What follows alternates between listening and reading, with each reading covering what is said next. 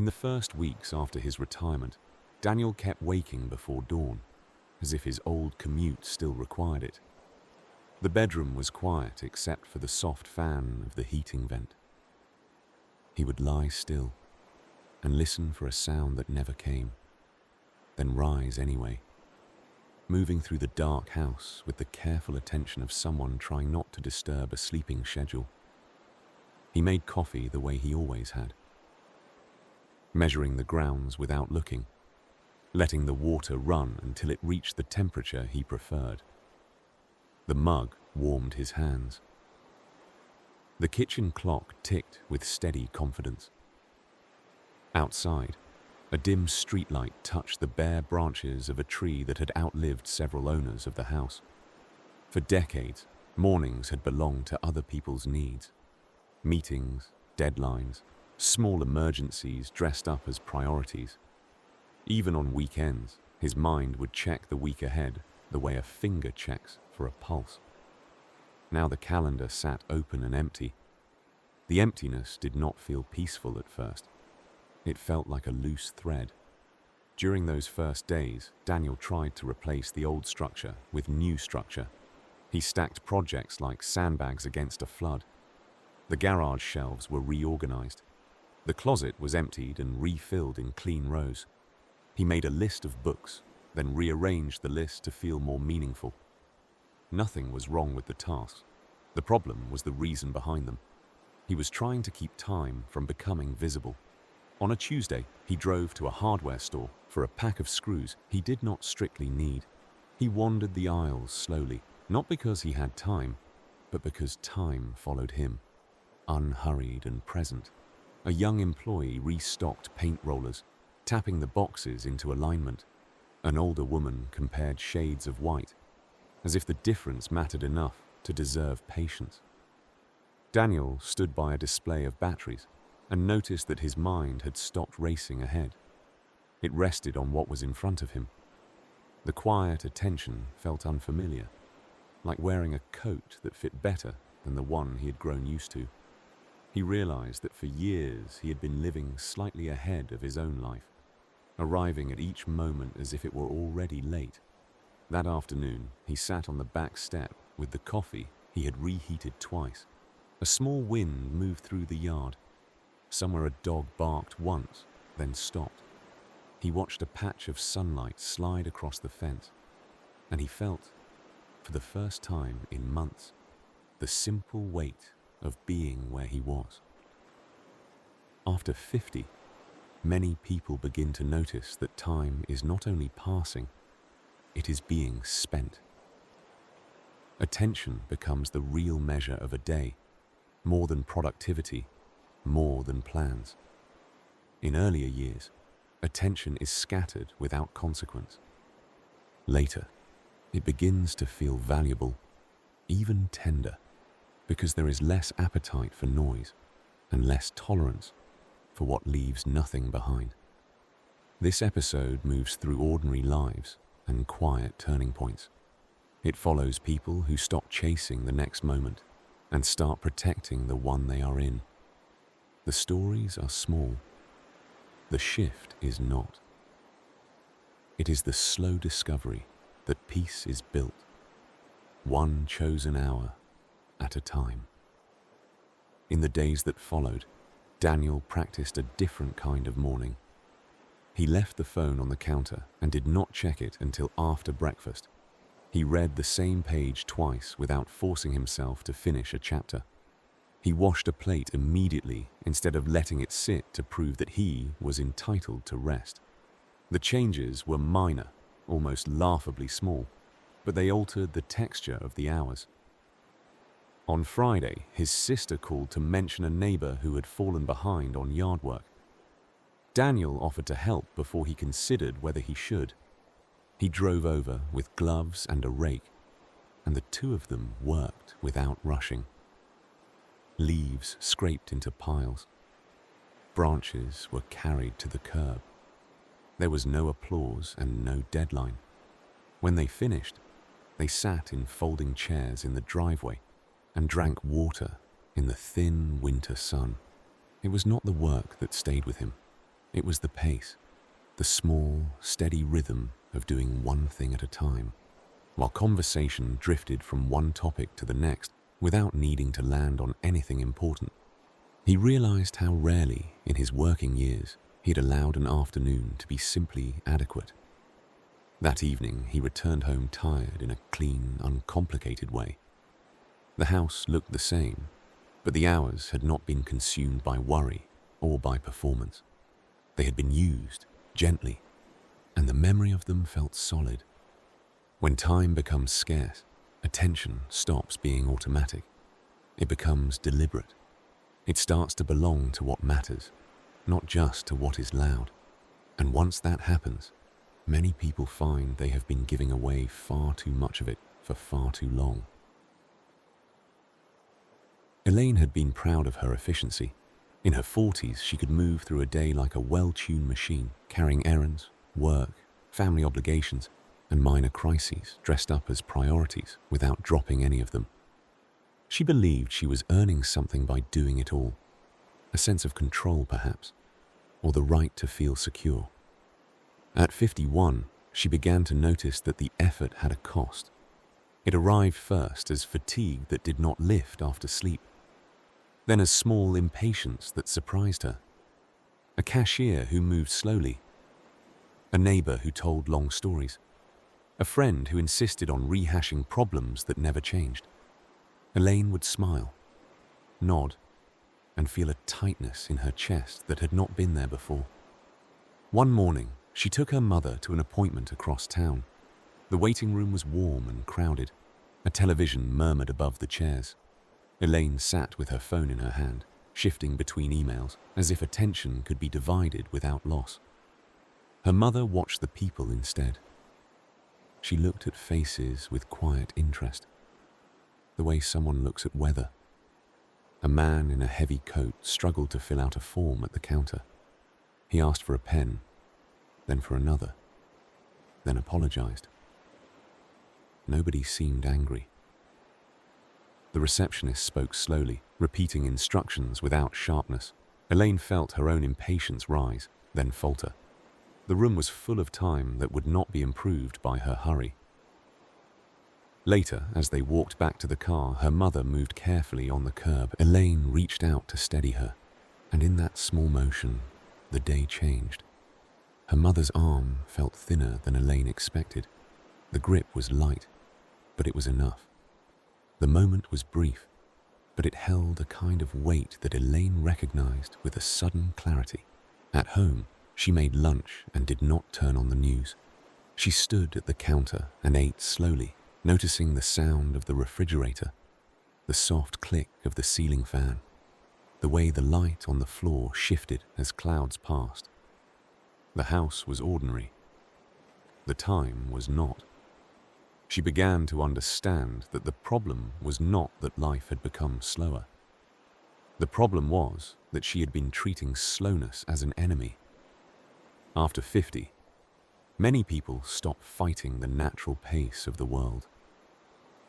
They begin to match it, not out of weakness, but out of wisdom. A week later, Elaine cancelled a meeting that had no real purpose. She did it without apology.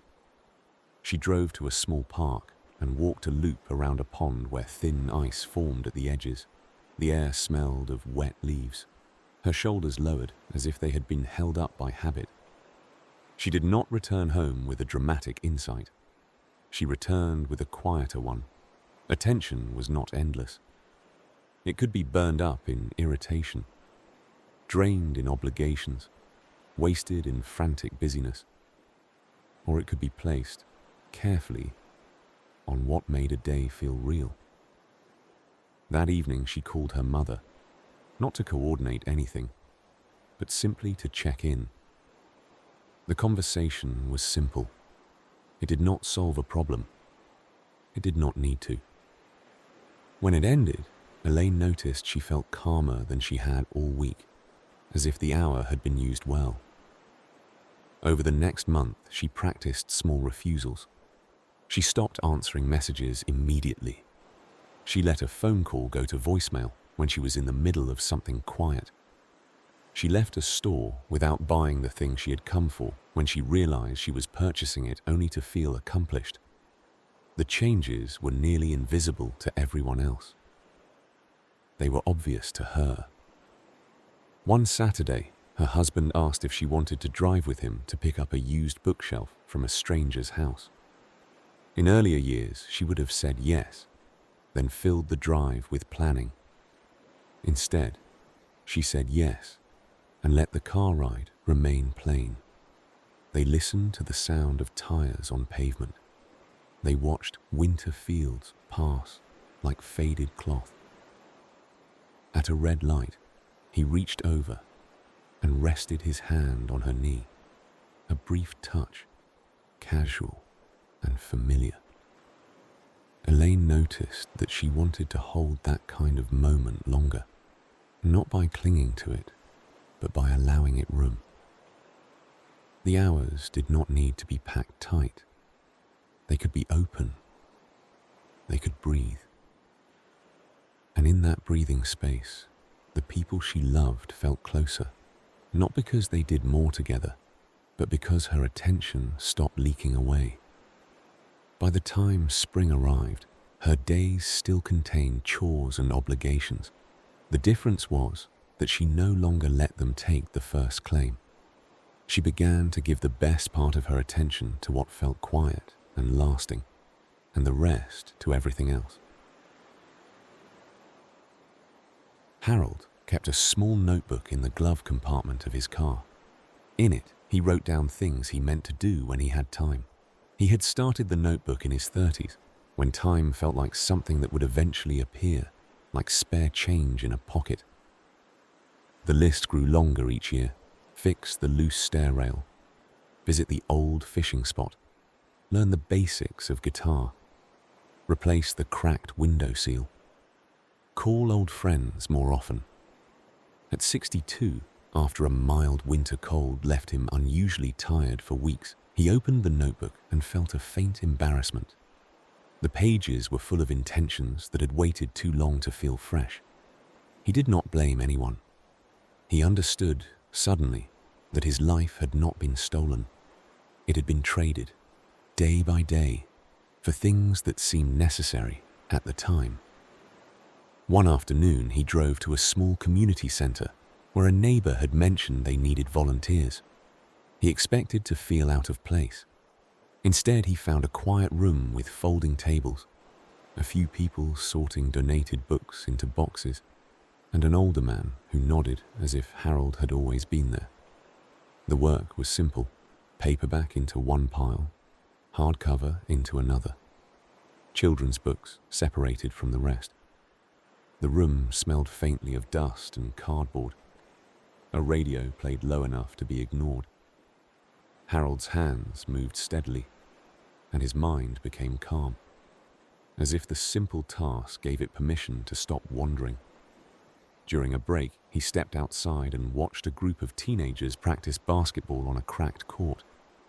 Their movements were quick and careless, full of energy that did not need to be conserved. Harold felt no envy. He felt something gentler, an appreciation for distance. He had been those boys once. He was not them now. That was all. When he returned home that night, he opened the notebook again. He did not add a new task. He drew a line through most of the list with a steady hand. Not in anger, and not in resignation, but in a kind of clarity. The list had been a way of promising himself that life would eventually start. He no longer needed the promise. He needed the day. The next weekend, he drove to the old fishing spot alone. The water was low and brown, the shore lined with dead reeds. The place was not as beautiful as memory had made it. He sat on a fallen log and listened to wind push through branches. He stayed for an hour without catching anything. He went home and felt oddly satisfied. After 50, time stops being imagined as endless. It becomes specific. people begin to notice that the future is not a blank, generous space. It is a narrow road, still open, but not without edges. Attention turns toward what can be done now, and away from what can be postponed forever. Harold still had responsibilities. He still paid bills and maintained the house and kept appointments. The difference was that he stopped waiting for the perfect season to begin living. He began to take small pieces of time and treat them as complete, rather than as leftovers. In late summer, he bought a cheap guitar from a pawn shop. It was scratched and slightly out of tune. He learned 2 chords and played them until his fingers hurt. He did not become good. He became present. And that, for him, was enough. A few weeks later, his daughter brought her youngest child to visit. The child was 6 and fascinated by ordinary objects, the way children are when the world still feels new.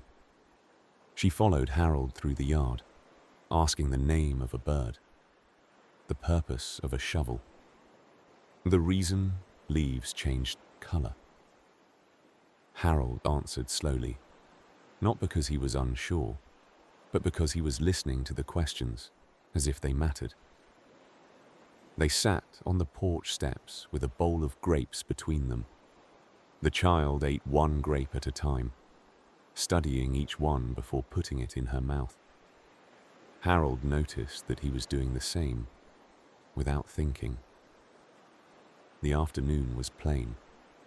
The air was mild.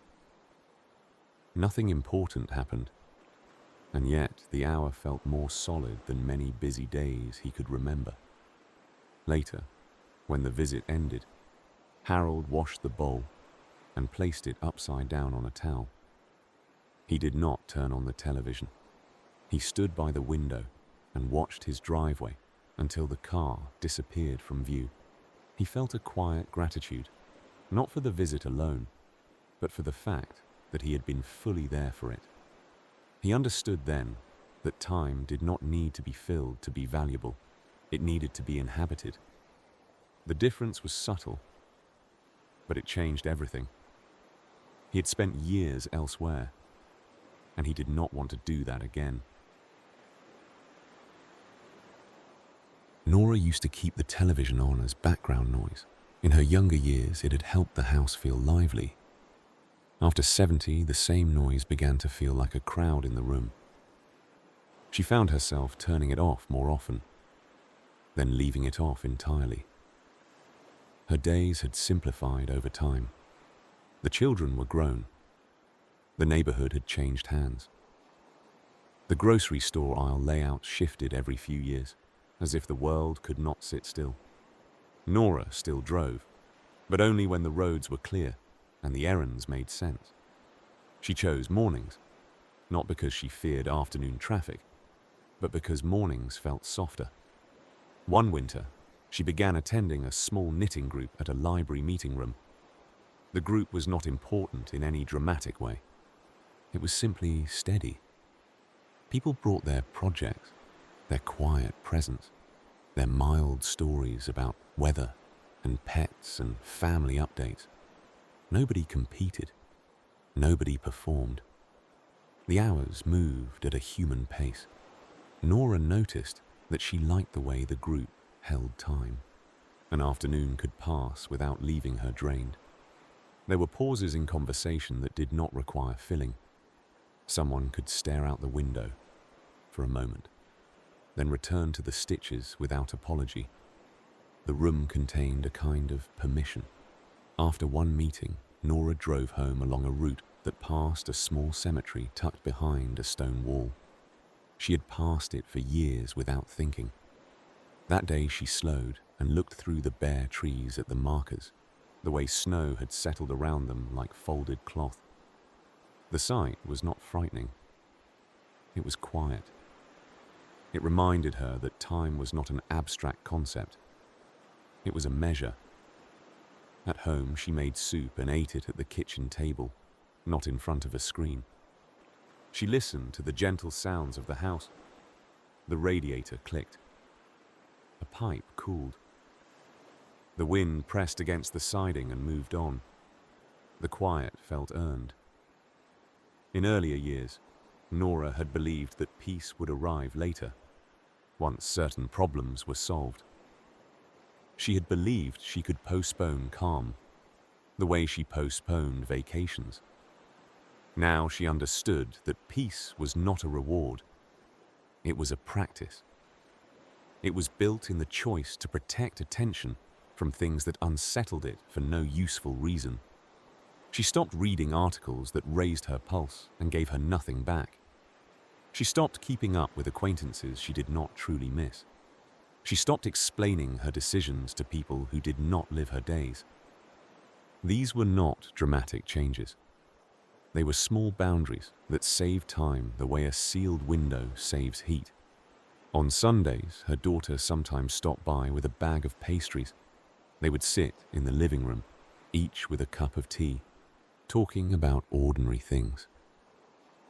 Nora noticed that she no longer needed the conversation to be special. The fact that it existed, and that she was present for it, was enough. Later, when the afternoon light leaned low and gold, Nora would stand by the window and watch it. She did not call it doing nothing. She called it being where she was. A friend from her old neighborhood called one day and suggested they take a bus trip to a crowded city for a weekend show. The friend spoke with excited urgency, listing dates and ticket prices and restaurants they could try. Nora listened, imagining the packed schedule and the loud lobbies, the rushing from one place to the next to prove the trip was worthwhile. When the friend paused, Nora declined gently. She offered no long explanation. She did not pretend she might change her mind. After the call ended, she felt a small pang of guilt, then relief. In her 50s, she would have said yes to avoid disappointing someone. In her 70s, she said no to protect the shape of her days. The relief was not selfish. It was practical. Her attention did not recover the way it once had. If she spent it on noise, it would not be available for the things that mattered more. A slow conversation, a good meal, an hour of quiet work with her hands. That evening she returned to a sweater she had been knitting for months. The pattern was simple. Her fingers moved without hurry. As she worked, she realized that this too was how time could be lived. Not as a race and not as a challenge, but as a steady inhabiting of 1 hour after another. When she went to bed, she slept without needing to escape from the day. The day had not been perfect. It had been calm. And calm, she had learned, was not a small thing. It was the kind of calm that made the next morning feel possible. Mark and Teresa had spent 25 years coordinating. Lunches, carpools, school events, work travel, holiday plans, repairs, birthdays. Their conversations had often been functional, stitched together by schedules and small urgencies. They did not resent it. It was simply the shape of the season they were in. When their youngest child moved out, the house changed in a way that was not immediately visible. The rooms looked the same, but the air felt different. The evenings stretched longer. The refrigerator stayed fuller for longer. The laundry basket filled more slowly. The silence was not lonely. It was unfamiliar. For a while, Mark responded by adding noise. He turned on the sports highlights. He opened his laptop at the kitchen counter, as if he still needed to be on call for something. Teresa responded differently. She began taking slow walks after dinner, circling the neighborhood until the sun had faded and porch lights began to blink on. One night, Mark joined her. The air was cool and clean. Their footsteps made a steady sound on the sidewalk. They passed houses where people ate behind glowing windows. They passed a yard where wind moved through tall grasses, making them shimmer like water. They did not talk much at first. There was nothing urgent to solve. Mark noticed that he kept reaching for topics the way a hand reaches for a rail. Work gossip, news headlines, plans for the weekend. Teresa answered briefly, then let the silence return. It did not feel awkward to her. It felt like room to breathe. At the corner of a quiet street, they stopped and looked up. The sky was clear enough to show a scatter of stars. Mark realized he could not remember the last time he had looked up at night without being on his way to something else. The pause felt strange, then simple. After that, the walks became a habit. Some nights they talked about their children, not with worry, but with a steadier kind of interest. Some nights they talked about nothing and let the sound of their steps fill the space. Mark began to notice that the evenings no longer needed entertainment. They needed attention. Teresa, in turn, noticed that Mark seemed calmer after these walks, as if the pace loosened something in him. She did not comment on it. She simply kept walking. In the weeks that followed, they began sitting on the back porch after dinner. They watched the neighbor's cat cross the yard. They listened to distant traffic fade. They watched a moth circle the porch light until it found a quieter place to rest. The time was not exciting. It was gentle. After 50, many relationships change, not through dramatic events, but through the way time is handled. When children are younger and life is crowded, attention is often given in fragments. Later, the fragments can be gathered. People begin to notice that being together is less about filling silence and more about sharing it. One evening, Teresa brought out 2 cups of tea and set one beside Mark without speaking. He took it, held the warmth, and felt a small gratitude rise in him. Nothing had been fixed. Nothing had been announced. Their life was simply turning into its next shape, and they were allowing it to happen with care. On a Saturday morning, Teresa suggested they clean out a closet that had become a storage place for old-school papers and forgotten decorations. They pulled boxes into the living room and opened them slowly. Each item carried a small memory: a faded team sweatshirt, a set of holiday lights that no longer worked. Mark found a stack of photographs from years earlier. In the pictures, the children looked smaller, their faces open and unguarded. Teresa stood behind them with her hands on their shoulders, smiling into the camera with the kind of tired happiness that comes from long days that matter. Mark felt a brief tightness in his throat, then a warmth that settled into his chest. They did not linger in sadness. They simply noticed the distance between then and now. That afternoon, an old co-worker texted Mark to ask if he wanted to meet for drinks, the kind of loud catch-up that required hours of small talk and forced energy. Mark read the message, felt the familiar impulse to say yes out of habit, then set the phone down. He answered later with a simple decline. The decision felt clean. He wanted it for the porch, for the walks, for the quiet hours that made the house feel like a home again. When he told Teresa, he did not turn it into a speech. He only said that he felt better when their days stayed simple. Teresa nodded as if she had been waiting for him to notice. That night, they watched a movie and turned it off halfway through. Not because it was bad, but because it did not matter. They sat for a while afterwards in comfortable quiet. The moment felt complete without needing to be impressive.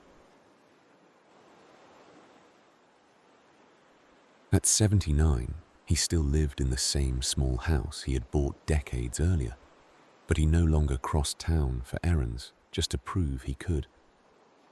He chose the closer grocery store. He visited the barber on weekday mornings when the chairs were mostly empty. He stopped driving at night.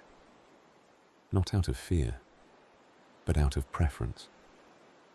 In his younger years, Arthur had believed that a full life meant a crowded one. He had taken pride in staying busy, in keeping a schedule that made him feel necessary.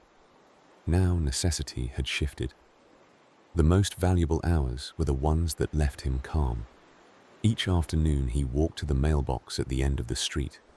It was not a long walk, but he took it slowly, pausing once beside a maple tree that had been planted when the neighborhood was new. In summer, the tree threw shade across the sidewalk. In winter, it stood bare, its branches drawn like ink against the sky. One day, as Arthur turned back toward his house, he noticed a young couple unloading groceries. They moved quickly, talking while they carried bags, their attention divided between conversation and task. The woman laughed at something the man said, then frowned as she checked her phone. The moment passed in seconds. Arthur felt no judgment. He remembered living that way too.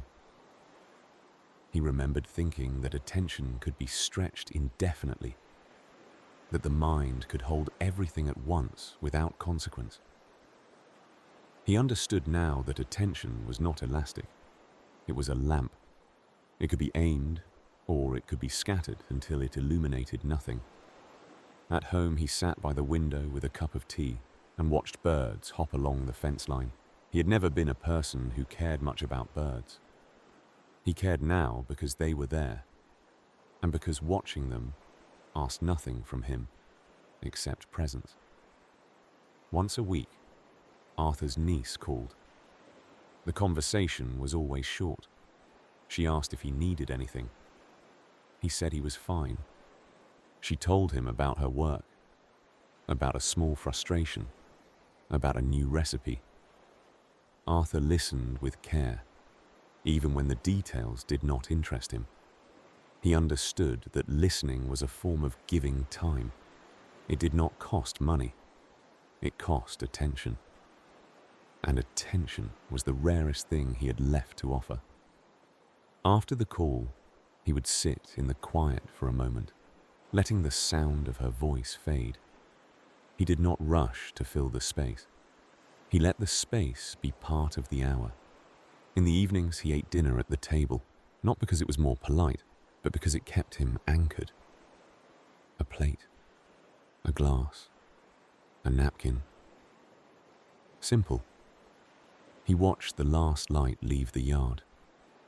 He noticed the way the room changed as shadows grew longer. Arthur had no grand plan for the years ahead. He did not need one. He only needed to keep placing his attention where it made life feel gentle and real. One afternoon, a neighbor knocked on his door with a misdelivered package. The neighbor was new to the street, a man in his 30s with a hurried smile and earbuds still in his ears. He handed the box over, apologized quickly, and started to turn away before Arthur spoke. Arthur thanked him and asked his name. The question slowed the moment like a hand on a shoulder. The neighbor hesitated, then answered. Arthur introduced himself in return. They stood on the porch for less than a minute, exchanging the smallest pieces of information. Where the neighbor worked, how long he had lived there, how quickly the weather had changed. After the neighbor left, Arthur realized he felt unexpectedly steady. The interaction had been brief, but it had been complete. He had met another person without rushing through the encounter. He had treated the minute as worth having. Later, Arthur carried the package inside and left it on the counter unopened for a while. He sat again by the window and watched a line of clouds drift slowly across the sky. The day did not demand anything. It only offered itself. As he watched, he remembered how often he had lived in hurry. skipping over ordinary moments as if they were obstacles. He understood now that ordinary moments were the substance of life. The dramatic moments were rare. The quiet ones were constant. When people reach older age, many of them begin to value time not as something to be managed, but as something to be protected. They stop spending attention on what raises the pulse for no reason. They stop proving themselves to an audience that does not matter. They begin to arrange their days so that each hour can be lived without friction. Arthur finished his tea, rinsed the cup, and stood for a while at the sink, looking out at the yard. The maple branches moved slightly. A bird landed, then lifted off again. The small motions were enough. He did not need more. He only needed to keep returning to the quiet center of the day, where attention could rest. Sophie had always been the one who responded. If a friend needed help moving, she offered a truck. If a co-worker needed coverage, she stayed late. If a committee needed a volunteer, she filled the slot before anyone else could. She did it partly from generosity and partly from the habit of proving she was reliable. At 54, the habit began to feel heavy. It was not the tasks themselves. It was the constant reach outward, the way her attention was always being pulled away from her own life. She began noticing how often she arrived home at night with her mind still buzzing, as if it had been left plugged into a wall outlet all day. One Thursday, after a long meeting that produced no decision, her supervisor mentioned a new initiative and asked if Sophie could lead it. The request was framed as a compliment. Sophie smiled automatically and felt the familiar impulse to agree. Then she noticed the tightness behind her eyes and the dull ache in her shoulders. She asked for a day to think about it. The words came out calmly. The room moved on. Nothing collapsed. On the drive home, she turned the radio off. The silence in the car felt like stepping into shade after bright sun. She realized she had forgotten what her own thoughts sounded like without other voices layered on top. That night, she made a simple dinner and ate at the table. She watched the steam rise from the food. She listened to the small sounds of the house settling. She thought about the initiative, the hours it would require, the way it would claim weekends, the way it would turn her already full attention into something scattered and thin. The next morning, she declined. She used a plain sentence and did not defend it. She felt a small fear, then a surprising lightness. That weekend, instead of catching up on chores, she met an old friend for coffee. The friend had been part of her life for decades, the kind of person who knew her before she became efficient, before she became responsible, before she began measuring days by output. They sat by a window and watched people walk past outside, wrapped in coats, moving quickly. The conversation was calm. They spoke about their children, their work, the strange speed of the years. They spoke about nothing important, and yet the hour felt important because Sophie was fully there for it. She did not check her phone. She did not plan her next task while the friend was talking. She listened. Afterwards, Sophie drove home and noticed she felt restored in a way that sleep had not been providing. The restoration came from attention held in one place without leaking away. After 50, many people begin to understand that saying yes is not always generous. Sometimes it is careless. It spends time without checking the cost. Learning to say no becomes a form of respect, not only for the self, but for the people and moments that deserve the best part of attention. Sophie spent the rest of the afternoon doing small, quiet things. Folding laundry, wiping the kitchen counter, watering a houseplant. The tasks were ordinary. The difference was that she did them without resentment. She was no longer racing through them to reach a finish line. She was living inside the time she had. In the evening, She sat on her couch with a book she had started months earlier and never finished. She read slowly, letting her mind settle into the rhythm of the sentences.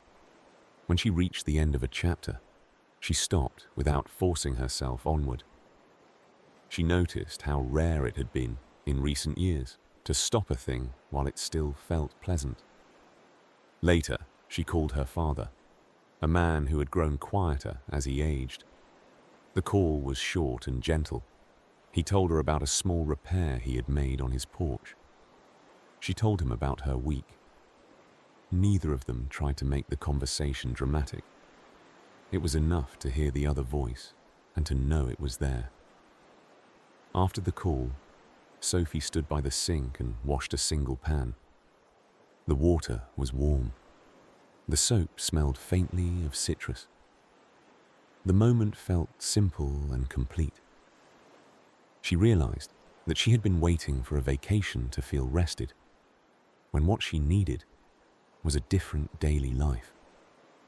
Over the next month, she began protecting small windows of time the way someone protects a savings account.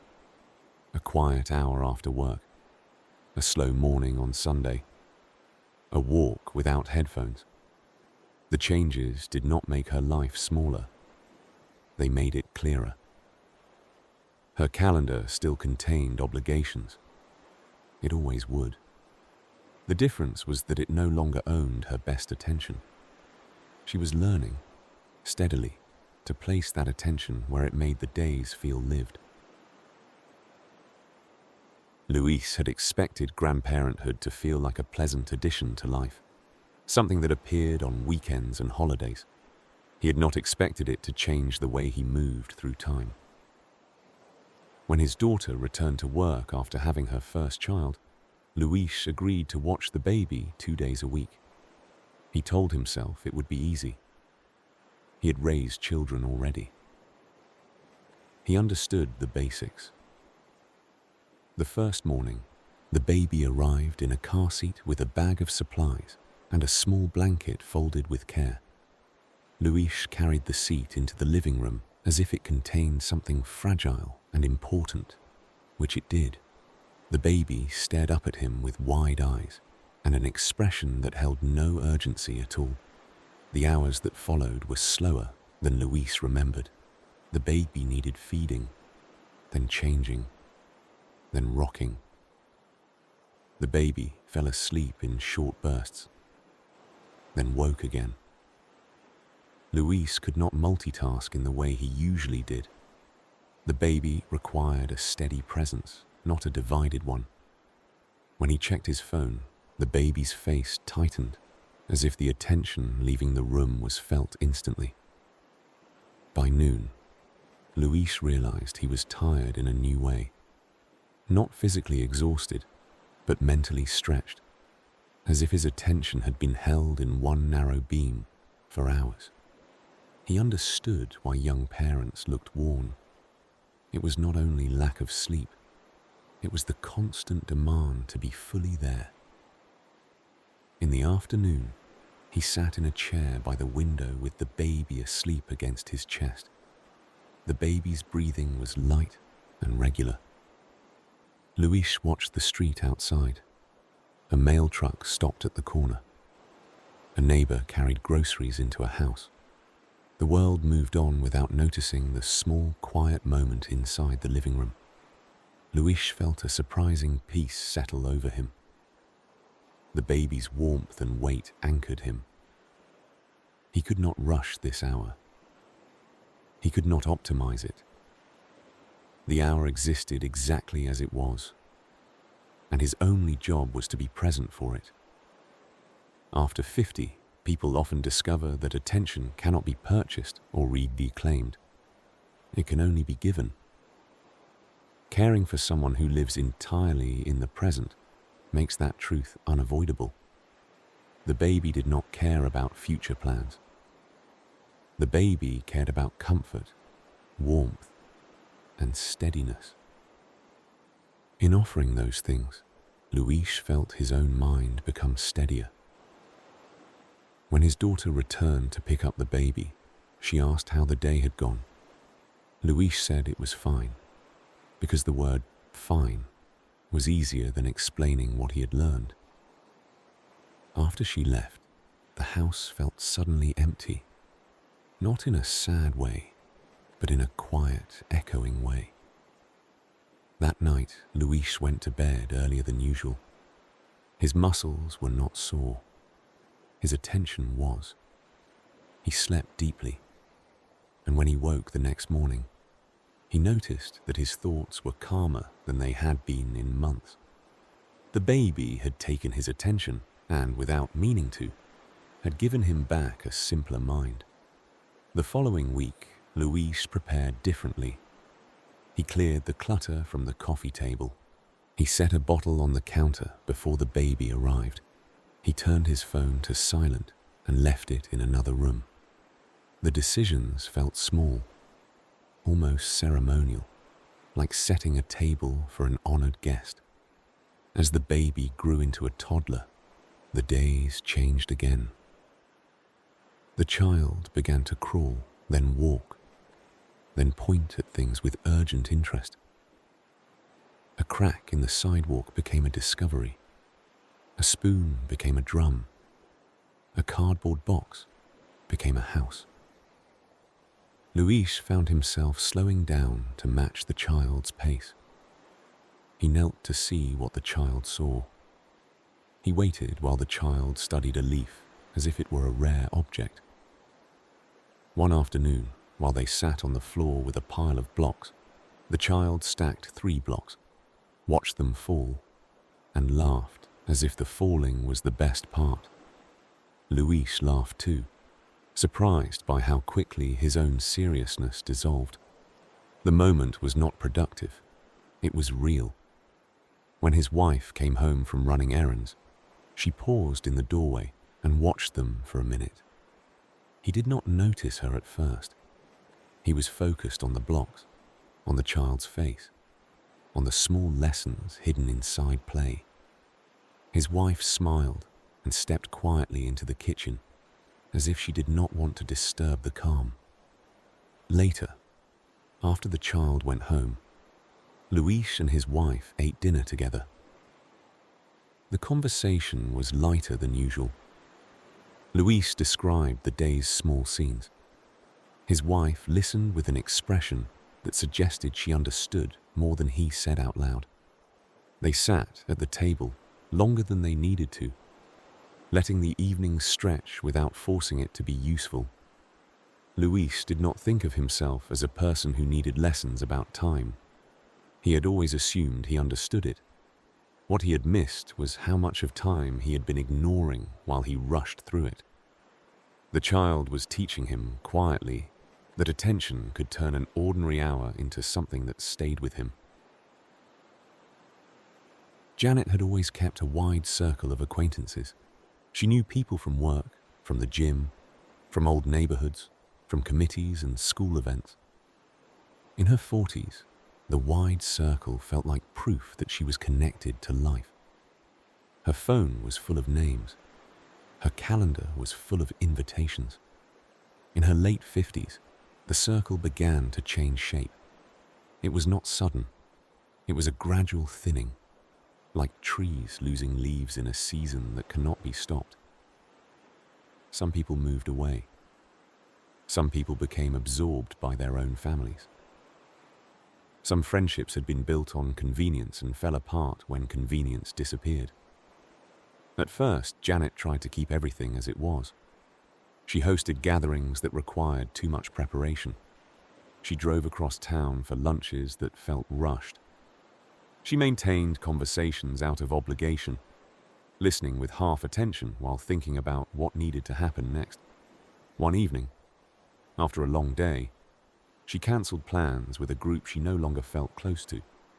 She did it at the last minute and expected to feel guilty. Instead, she felt relief, followed by a quiet sadness that surprised her. The sadness was not about missing the event. It was about realizing how much of her time had been spent in rooms where she did not feel held. The next week, she met her oldest friend for a simple dinner at home.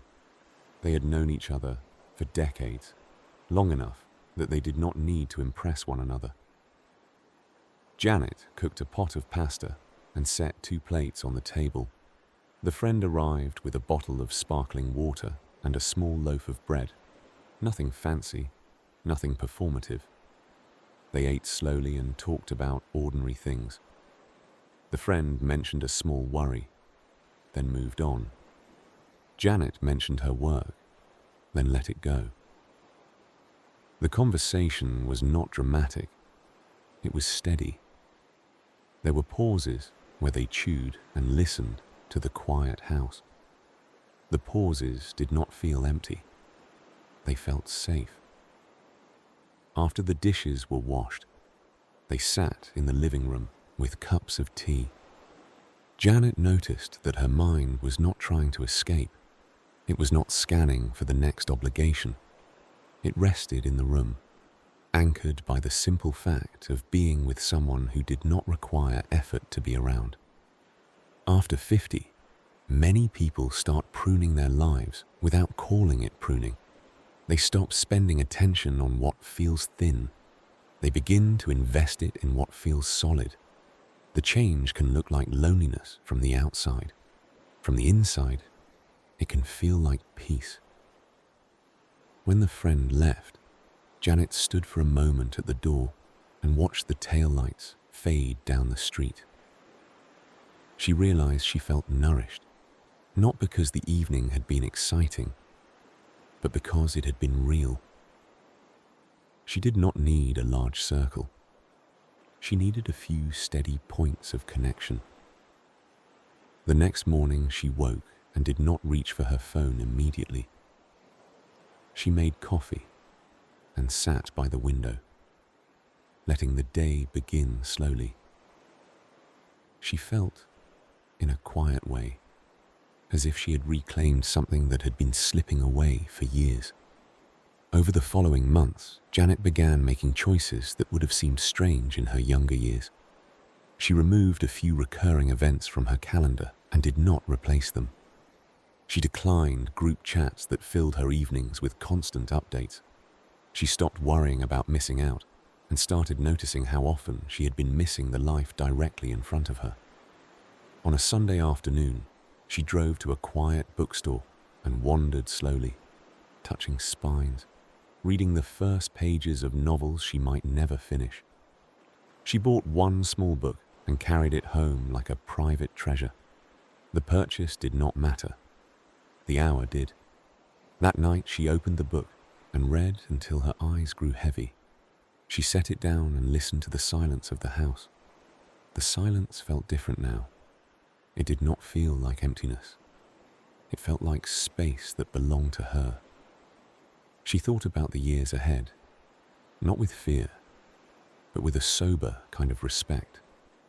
The future would not be endless. That was not a tragedy. It was a reason to be careful with attention. It was a reason to place it where it returned something gentle. In the weeks that followed, Janet kept doing the simple things that made her days feel complete. A quiet dinner, a phone call with one friend who listened, a walk without rushing. She did not become a new person. She became a more present one. Time was still moving. The difference was that she was moving with it, rather than being dragged along behind it. Across these lives, the pattern is quiet but consistent. The turning point is rarely a single event. It is more often a series of small realizations that arrive in ordinary places. A waiting room, a porch step, a slow walk, a kitchen table. In younger years, time is treated as a background resource. Days feel long. Weeks feel repeatable. The future feels generous. People spend attention without checking the cost because the account seems endless. They give hours to noise, to irritation, to obligation, to performances that earn temporary approval.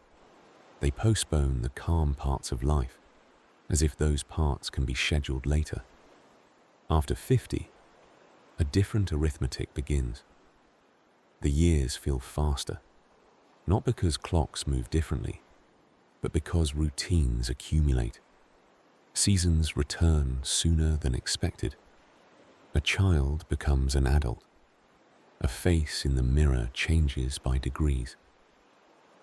People begin to notice that time is not only something that passes, it is something that disappears. This awareness can create tension at first. Some people respond by speeding up, trying to outrun the feeling. They pack their schedules tighter, add more projects, chase more stimulation. For a while, it works. Then the cost appears. The constant strain, the fatigue that does not fully lift, the irritability that arrives without warning, the sense of living slightly ahead of one's own life. Others respond differently. They begin to narrow their focus. They choose fewer commitments, fewer loud rooms, fewer conversations that drain more than they return.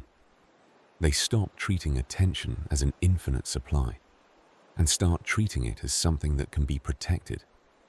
The protection does not look heroic. It looks like a phone left in another room. It looks like a walk taken slowly. It looks like listening fully to someone without simultaneously planning the next hour. It looks like doing one simple task at a time, without turning it into a test of worth. For many, relationships become the most obvious place where attention matters. In busy years, love is often expressed through logistics. Later, when schedules loosen, love can return to something quieter, shared silence, a steady presence, a simple call that is made without a purpose other than connection. Peace, too, becomes less theoretical. It stops being a reward promised after the hard work is done. It becomes a daily practice. People learn that calm is not an accident. It is chosen in small ways, repeatedly, through the day. None of this requires perfection. It only requires noticing. The older years do not demand a dramatic transformation. They invite a different pace. They invite a different loyalty, not to busyness, but to the hours themselves. And as these stories continue, the pattern will deepen. The later decades will show how attention becomes even more precious, how time becomes even more personal, and how the smallest ordinary moments can become the ones that remain. On a rainy morning, a man named Peter sat in his car in slow traffic, watching water slide down the windshield in thin sheets. He had been commuting the same route for years, taking the same turns, listening to the same station, arriving at the same time. The routine had once felt efficient. Now it felt like a tunnel. As the cars in front of him crept forward, Peter noticed how tightly he was holding the steering wheel. His shoulders were raised. His jaw was set. He was not late. He was simply living as if he might be. At the next exit, he left the highway without planning to. He drove through side streets lined with wet trees and small houses. The route took longer, but the pace was steadier. He passed a bakery and saw a few people inside, sitting with cups and plates, speaking quietly as rain tapped the glass.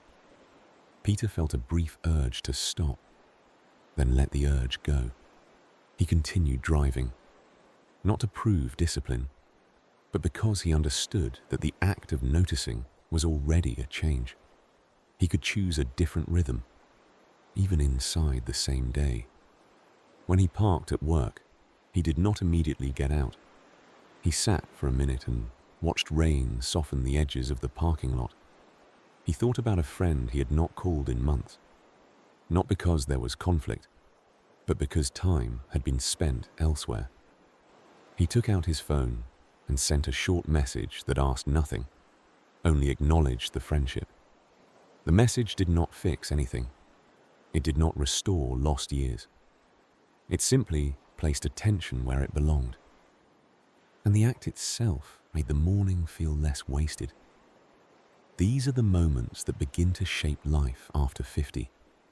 Not the dramatic declarations, but the small shifts in where attention goes. The day is still the day. The errands and responsibilities remain. The difference is that time stops being treated as something to burn through. It becomes something to hold, gently, as it passes. Rachel worked the early shift at a small bakery that opened before the sun finished rising. The ovens warmed the room, and the glass cases filled with pastries that looked better than they tasted, but people bought them anyway. They came in with tired eyes and quick voices, asking for sugar and bread as if those things could make the day behave. At 57, Rachel noticed that her patience had become selective. She still had plenty of it for children who took too long to choose, and for older customers who counted out coins slowly. But she had almost none left for adults who acted as if the world should punish them for pausing long enough to taste their own life. One Monday, a man in a business coat tapped his foot while she boxed a dozen pastries. He did not say anything rude, but his urgency filled the space between them like smoke. Rachel used to absorb that kind of pressure.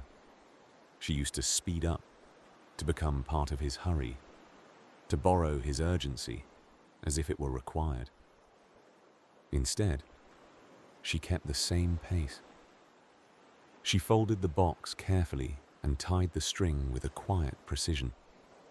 She wrote his total on the receipt and placed it in the bag. When she handed it to him, he took it without looking at her, already stepping into the next moment. When the door swung closed, Rachel looked down at her hands. She realized they were steady. Her heart had not raced. Her shoulders had not tightened. The moment had come and gone, and she had not let it borrow her body. The small act felt like reclaiming something.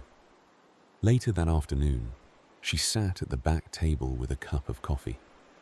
It had gone lukewarm while she was arranging trays, wiping counters, answering questions with a practiced voice. She took a sip anyway. It tasted like nothing. Still, the pause mattered. It was her pause, not something stolen by someone else's schedule. She had spent decades believing that speed was a form of competence, that being quick made her useful, and being useful made her safe. But somewhere in her 50s, she began to see that speed was not always skill. Sometimes it was fear dressed up as productivity. On her day off, she walked to a small park near her apartment. She sat on a bench and watched an older man feed crumbs to pigeons. He moved slowly, almost deliberately. The birds gathered, then scattered, then gathered again. Nothing dramatic happened. And yet, Rachel felt something in her chest loosen. The older man was not performing leisure. He was simply inhabiting his time. Rachel thought about the years ahead. She thought about how few mornings were left in the grand sense, even if there were still many in the ordinary sense. She thought about her sister, who still worked late hours, and spoke about rest as if it were a luxury she would earn someday. Her sister called while she was rinsing the bowl. The call was ordinary, full of small updates and shared memories. Rachel listened without rushing the conversation. She did not fold laundry while she talked. She did not scan the room for another task. She just listened. And she realized how rarely she had done that when she was younger, when she always felt pulled toward the next task. In the evening, she folded laundry and placed it in a drawer without urgency. She did not treat the quiet as something to fill. She treated it as something to keep. She began to understand that rest was not only a break from labor, it was a way of being inside her own life. Before bed, she opened a paperback she had bought months earlier. She read until her eyes grew heavy, then set the book down without trying to finish a chapter. She let the unfinished pages wait without guilt. Lying in the dark, Rachel understood something that would have sounded selfish when she was younger. She understood that she was allowed to move at the speed of her own nervous system. She did not need to borrow anyone else's urgency. She did not need to live as if the day were chasing her. The older years, she realized, were not only about losing things. They were also about refusing what no longer belonged to her. They were about selecting peace, one small choice at a time, and letting that choice shape the rest of the day. She fell asleep with that thought, not as a lesson and not as advice, but as a preference that had become clear. Gordon kept his calendar on a wall in the kitchen, a large paper grid with thick lines. He liked the physicality of it, the way appointments could be seen at a glance. In his working years, the calendar had been crowded with meetings and deadlines. Even weekends carried a faint pressure, as if rest needed to be justified. At 60, Gordon's job changed, and the pace eased. The calendar began to empty. At first, he felt proud of the open squares, as if he had earned them. Then he began filling them again, not with obligations from others, but with his own attempts to stay busy. Doctor appointments that could have been any day. Errands that did not require urgency. Lunches planned too far in advance, then carried like burdens as the date approached.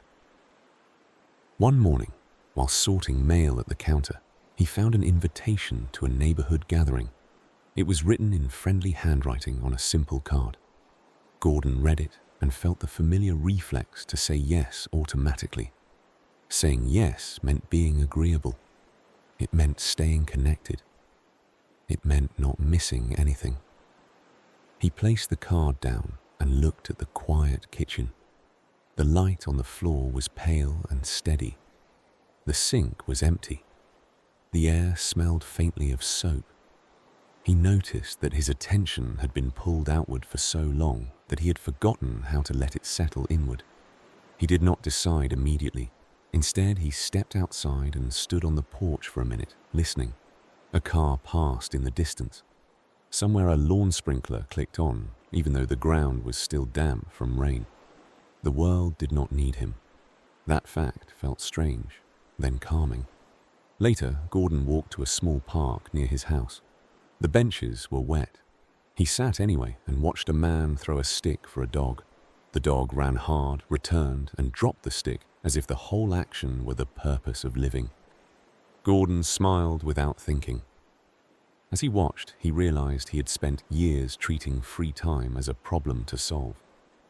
He had been trying to manage it the way he managed work. But time outside of obligation was not empty space. It was the part of life where attention could finally choose its own direction. When he got home, he wrote the gathering on the calendar with a pencil instead of a pen. The pencil mark felt lighter. It could be erased. The decision did not have to become a contract. That evening, an old friend called and suggested meeting for dinner the next week. Gordon agreed, then hung up and felt the familiar tightening in his chest. Not because he disliked the friend, but because the date now occupied a square on the grid, a small claim on his future. He walked back to the calendar and erased the gathering he had penciled in. He left the dinner with his friend, but he erased everything else he had added out of habit. The open squares returned. He looked at them and felt something like relief. In the days that followed, he began treating the empty spaces as valuable. He used them to sit with a cup of tea and stare out the window. He used them to take a slow walk without deciding where it should lead. He used them to call his brother and listen without needing to fix anything. The calendar was still there. The difference was that Gordon no longer used it to crowd his attention. He used it to protect it. A week later, the neighborhood gathering arrived. Gordon walked over with a small bowl of fruit, unsure whether he wanted to stay. The yard was full of easy conversation. People stood in small clusters, laughing softly. A few children chased each other between chairs. Gordon made polite talk, then drifted to the edge of the porch where he could watch without forcing himself to perform. A woman he recognized from down the street stepped beside him and asked about his garden. Gordon answered simply. The conversation stayed light. It did not demand anything. After a few minutes, the woman returned to her group, and Gordon was left again with quiet space. He realized then that connection did not require constant effort. It required honest attention, offered when it was available, and protected when it was not. He stayed for another half hour, then walked home before he felt drained. The choice felt clean, not rude. He had taken what the evening could offer and left the rest behind. At home, he washed the bowl and set it on the rack. He looked again at the calendar on the wall. The squares were still mostly empty. Instead of discomfort, he felt a steadier gratitude. Time did not need to be filled to be meaningful. It needed to be lived with care. Gordon went to bed and noticed that his mind was quieter than it had been after many busy nights. His attention had not been scattered across a dozen obligations. It had stayed close, like a lamp turned inward, warming what was already there. Mina worked as a nurse in a clinic that never felt fully calm. Patients arrived with questions and worries, with small complaints that carried large fears underneath. The phones rang. The printer jammed. A child cried in the waiting room. Mina moved through it all with practiced steadiness, the kind that comes from years of doing the job well. At 52, Mina noticed that the steadiness had begun to cost more. At the end of a shift, she would sit in her car and feel as if her mind was still inside the clinic, checking charts, replaying conversations, scanning for what might have been missed. The work did not end when she clocked out.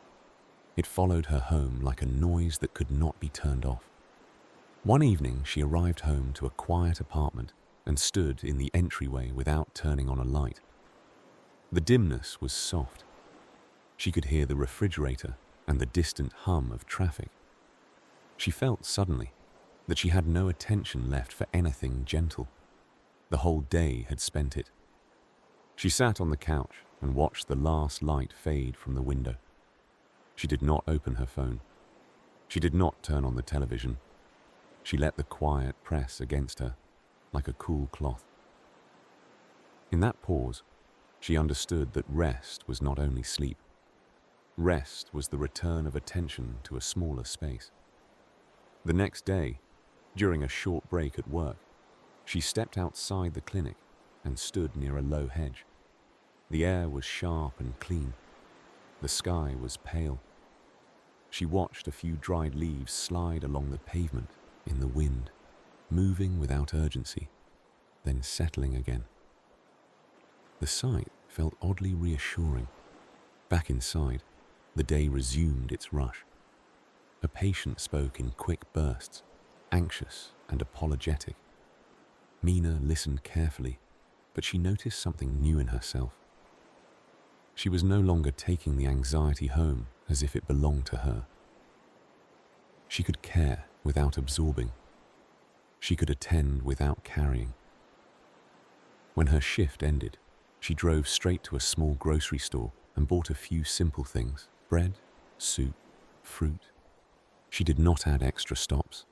She did not multitask. She went home and cooked quietly, letting the movements be slow and plain. After dinner, she called a friend from nursing school, someone she had not spoken to in months. The friend answered with surprise, then warmth. They talked for half an hour about ordinary life.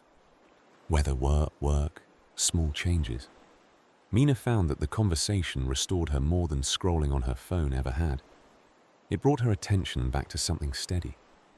Before bed, she washed the dishes one by one and listened to the sound of water running, She noticed the way the warmth rose from the sink and fogged the edge of the window. The day had been full, but she had carved out small pockets where attention could recover. Over the following weeks, Mina began protecting those pockets, a short walk after work, a cup of tea without distraction, a night of reading a few pages instead of consuming endless noise. The clinic remained loud, but her inner life grew quieter. One Friday, a patient returned with a small envelope and asked the front desk to give it to Mina. Inside was a note written in uneven handwriting. It thanked her for listening during a difficult week. The words were simple, not dramatic. Mina read them twice, then folded the paper and placed it in her bag.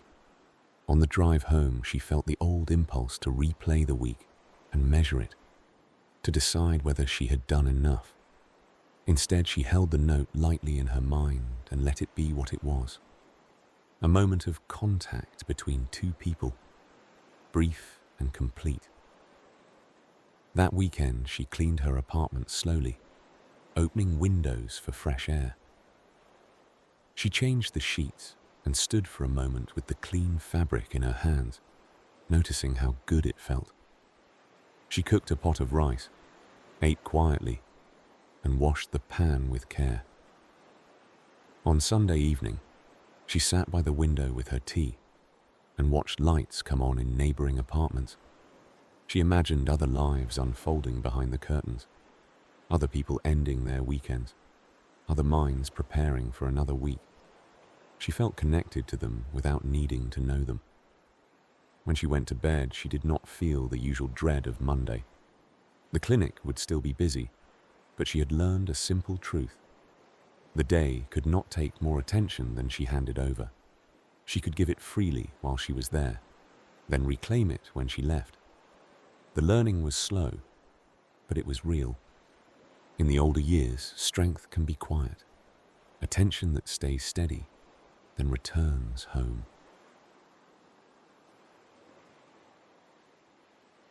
Calvin and Ruth used to travel the way they used to do everything, quickly, with lists. When they were younger, a weekend trip meant cramming in museums, restaurants, scenic stops, and a dozen photographs meant to prove the trip had been worthwhile. They returned home tired and satisfied, then immediately planned the next thing. In their 60s, travel began to feel different. The planning still happened, but the appetite for rushing began to fade. Calvin noticed it first. His knees ached after long days of walking. His mind felt overloaded by crowds and constant movement. Ruth noticed it in a quieter way. She began to dread the pressure of making a trip productive. One spring, they drove to a nearby city for a single night. They booked a modest hotel and arrived before noon. The lobby smelled of clean linen and faint perfume. Outside, the streets were busy with people and traffic, but inside the room, the air was still. They walked to an art museum and entered with no plan. They moved through the first galleries slowly, stopping when something caught the eye, moving on when it did not. At one painting, Ruth stood longer than usual. The colors were muted and soft. The subject was simple: a table, a window, light across a floor. Calvin waited beside her without speaking. He watched her face change as she looked. Her shoulders lowered. Her breathing slowed. The painting was not exciting. It was calm. It offered nothing except a quiet place to rest attention, and Ruth accepted the offer without needing to explain why. They sat on a bench in the next room and watched people pass. A child leaned close to a sculpture, curious and serious. An older man stood with his hands behind his back, studying a small drawing as if it contained the whole world. The museum held time in a different way than the street did. It encouraged patience. Afterward, they walked to a small cafe and ordered soup. They ate slowly, then left before the tables filled.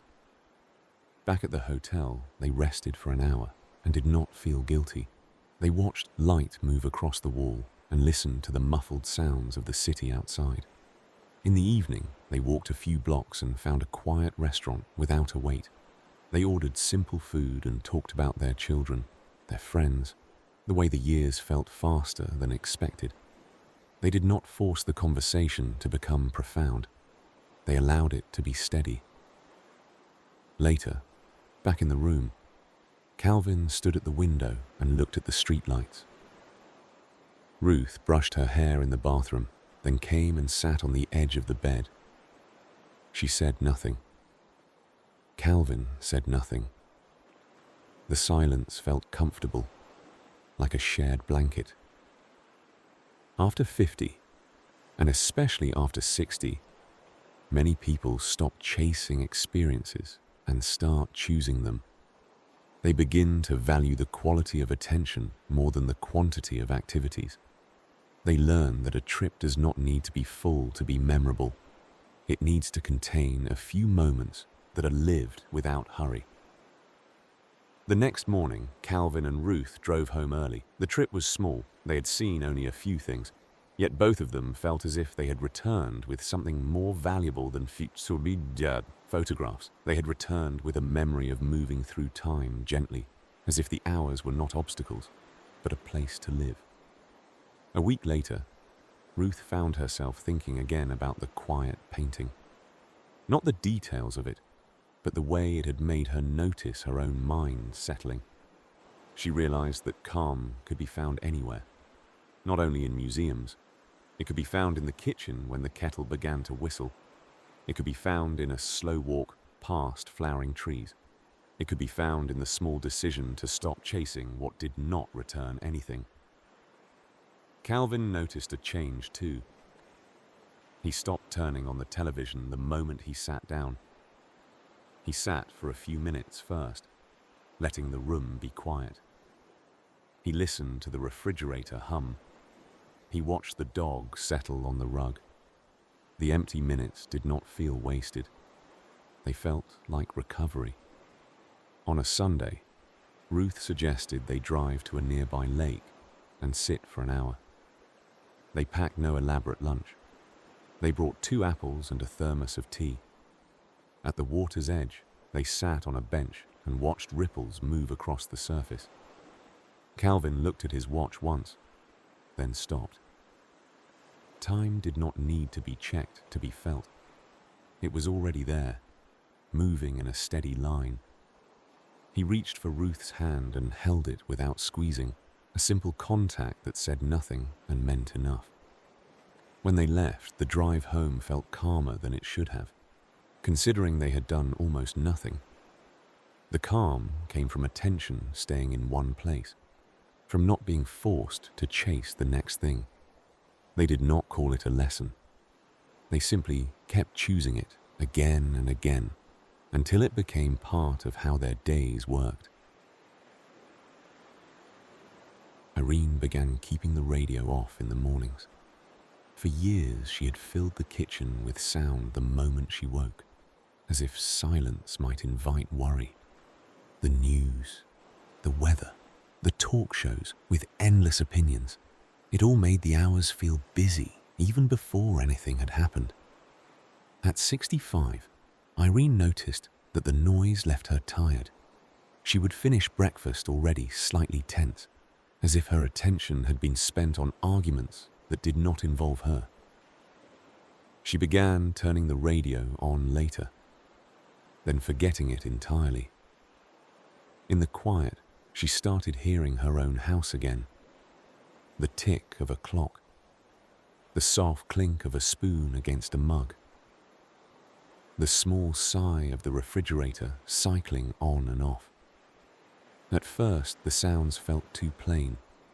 Then they began to feel comforting, like proof that the day could be simple. One morning, she made oatmeal and ate it by the window.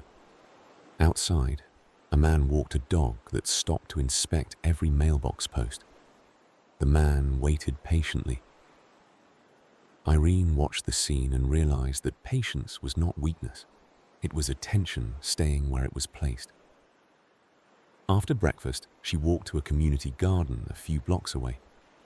Years earlier, she had signed up for a small plot, then neglected it. Work had been busy. Family demands had been constant. The garden had felt like one more task. Now she wanted it for a different reason. She wanted it because it would hold her attention in one place. She knelt in the soil and pulled weeds slowly. The work was repetitive. Her hands grew dark with dirt.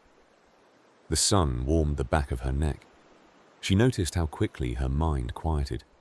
The garden did not allow multitasking. It asked only for steady presence. A woman in the next plot greeted Irene with a nod. They spoke briefly about seedlings and weather. The conversation did not drift into complaint or gossip.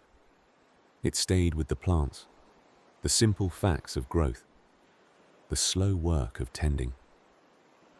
By late morning, Irene felt lighter. Not because she had achieved something impressive, but because her attention had been gathered. It had not been pulled in a dozen directions. It had been used gently, like water poured slowly into one container. At home, she washed her hands and noticed the smell of soil lingering faintly. She made tea and sat for a few minutes without reaching for a screen. She thought about how many years she had lived as if calm needed to be earned. Now she was learning that calm could be chosen. Over the following months, the garden became a steady place in her week. It offered small rewards.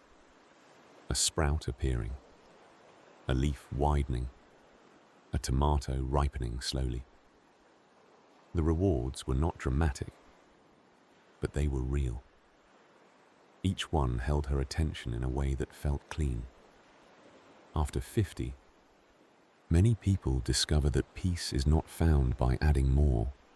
It is found by subtracting what drains attention for no reason, and by placing attention on things that grow quietly over time. Irene did not become a different person. She became a more present one, and the change made the hours feel wider. One afternoon, her grandson visited after school. He sat at the kitchen table and ate an apple while Irene rinsed lettuce from the garden. The child watched her hands move through the leaves, then asked why the leaves looked different from the ones in the store. Irene explained simply, without making it a lesson. The difference was in the slowness, in the way the plant had been allowed to grow at its own pace. That evening, she cooked a simple pasta and added the tomatoes, letting them soften into the sauce. The flavor was bright and fresh. She ate slowly, tasting each bite. She remembered dinners from years earlier when she had eaten while standing, rushing between tasks, hardly noticing the food at all. After the dishes were washed, she stepped outside and looked at the sky. The air smelled of cut grass. A porch light glowed on the house across the street. The neighborhood was ordinary, and yet it felt calmer than it used to, because Irene was no longer pushing through it. The next morning, she woke and noticed that her first thought was not a worry. It was a small curiosity about whether the beans in the garden had climbed higher overnight. She smiled at the thought, then got up and made coffee. The change was gentle, almost invisible. It did not arrive as a dramatic decision. It arrived as a series of small choices that protected attention. Fewer arguments from the radio, fewer obligations accepted out of habit, more time placed into quiet tasks that returned peace. Irene did not try to slow time itself. She only learned to meet it differently, with steadier attention and less noise. And once she did, the days began to feel like they belonged to her again. Sam liked libraries the way some people liked churches. Not for doctrine, but for the atmosphere. The quiet felt intentional. The air carried the faint smell of paper and dust. People moved slowly, as if the building asked for a different pace. In his 40s, Sam rarely went. He told himself he was too busy. In truth, his attention had been claimed by work. by errands, by the constant feeling that time should be used for something measurable. Reading felt indulgent. At 68, after a friend mentioned a lecture at the local library, Sam returned out of mild curiosity. He walked through the doors and felt the old calm settle over him immediately. The noise of the street stayed outside. Inside, the world was hushed. He attended the lecture and listened without taking notes. The speaker talked about local history, about streets that once had different names, about businesses that had disappeared. The details were not urgent. They were simply interesting. Sam noticed that he could focus in a way he had not focused in years, because nothing in the room demanded quick action. Afterward, he wandered through the stacks and pulled out a book at random. He sat in a chair by a window and read the first pages. The sentences moved slowly, asking for attention. Sam gave it. The act felt like stretching a muscle that had been unused. He began going to the library once a week. He did not always borrow books. Sometimes he only sat for an hour and watched the light shift across the tables. Students came and went. An older woman turned pages steadily. Her face relaxed. A librarian reshelved books with careful hands. The room made time feel generous. At home, Sam noticed a difference. He became less reactive. He stopped checking his phone every few minutes. He started leaving it on the counter when he moved from room to room. The silence no longer made him uneasy. It made him clearer. One morning, while walking home from the library, he passed a small coffee shop and decided to go in. He ordered a plain drink and sat by the window. Outside, people hurried along the sidewalk, coats pulled tight, eyes forward. Sam watched them with a mild compassion. He had lived like that for years, always moving toward the next obligation, leaving his attention behind. Now he sat and let the minutes settle. He noticed the warmth of the cup, the sound of a spoon tapping a mug nearby, the way sunlight touched a dusty shelf. The hour did not need to be useful. It needed to be lived. After 50, and especially after retirement begins to appear on the horizon, many people discover that the best hours are not always the ones that produce something.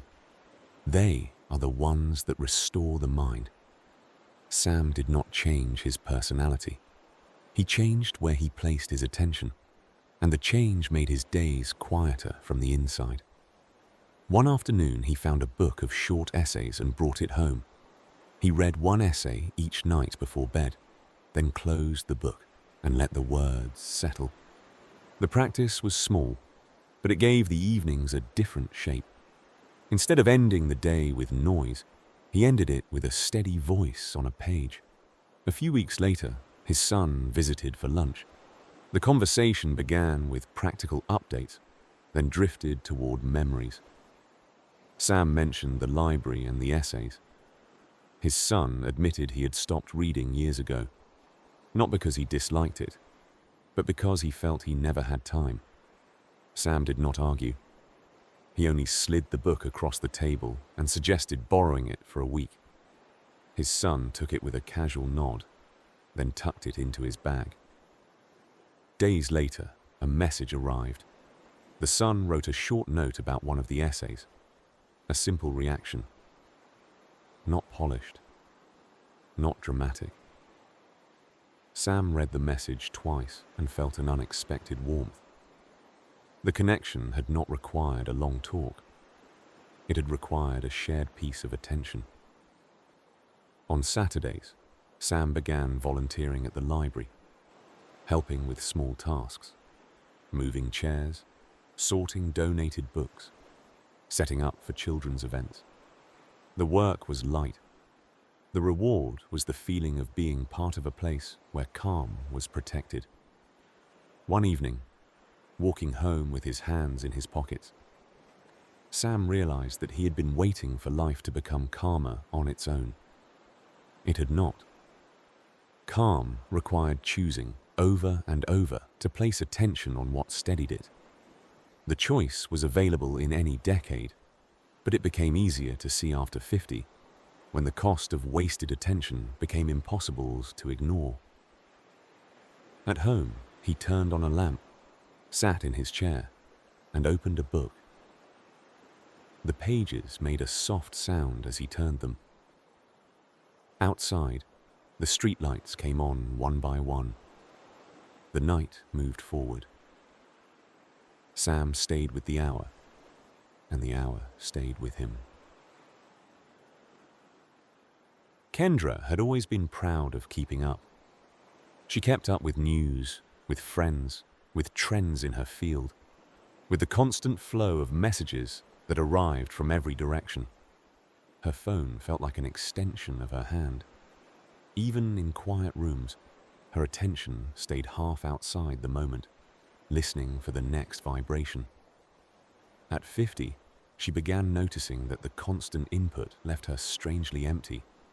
She could spend an entire evening consuming information and still feel as if nothing had happened.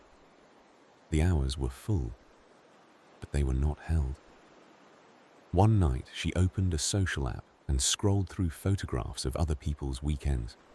Restaurants, hikes, parties, smiling faces frozen in bright light. Kendra felt a faint pressure to match it, to ensure her own life looked full enough to deserve approval. The pressure did not feel like desire. It felt like obligation. She set the phone down and walked into her bedroom. The room was dim. The sheets were clean. A small lamp cast a warm circle on the wall. Kendra sat on the edge of the bed and listened to the quiet. In the quiet, she could feel her own mind, restless and searching, like a dog that had forgotten how to lie down. The next day, she did something simple. She removed a few apps from her phone, not in a dramatic purge, and not as a moral stand, but as an experiment. She wanted to see what happened when her attention was not constantly invited away. The first hours felt uncomfortable. Her hand reached for the phone without thinking.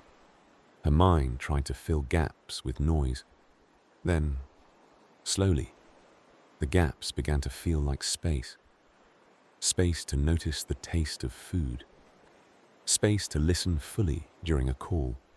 Space to watch the sky change color at dusk.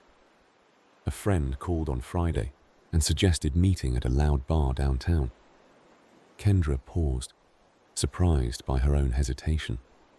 She liked the friend, but she did not want the crowd, the shouting, the late night that would leave her drained. She suggested coffee the next morning instead. The friend agreed easily, as if the change required no explanation at all. They met in a small cafe with slow music and warm light. They talked for an hour and then stopped, not because the conversation ended sharply, but because the hour felt complete. Kendra walked home and felt the unusual satisfaction of time that had been used well. After 50, many people begin to simplify their inputs. They stop feeding their attention constant stimulation and begin giving it fewer, steadier places to land. The result is not boredom, it is clarity. Kendra found that clarity in small routines. A book before bed, a walk after dinner, a phone left face down on the counter. Weeks passed. Nothing about her life became perfect. She still had obligations and occasional stress. The difference was that her attention began returning to her in longer, calmer stretches. The days felt less fractured. They felt more like a single life, lived from the inside. On a Sunday morning, she visited a small farmer's market. She carried a canvas bag and moved slowly from table to table. The produce looked imperfect in a way that felt honest. A woman offered samples of honey on tiny wooden sticks. Kendra tasted one and noticed how long the sweetness stayed, compared to the quick, sharp pleasure of scrolling. She bought bread and apples and carried them home. In her kitchen, she sliced the apples and set them on a plate. She ate them with the bread and felt, again, the simple relief of attention staying with one thing. The meal took 15 minutes. It felt fuller than an hour online. That afternoon, she called her father, a man who rarely spoke at length. The call used to feel awkward, filled with pauses Kendra tried to cover with updates and questions. Now she allowed the pauses to exist. Her father spoke slowly about his garden and about a repair he planned to make on a fence. Kendra listened without trying to speed him up. The conversation ended gently, and she noticed that the quiet afterward felt warm rather than empty.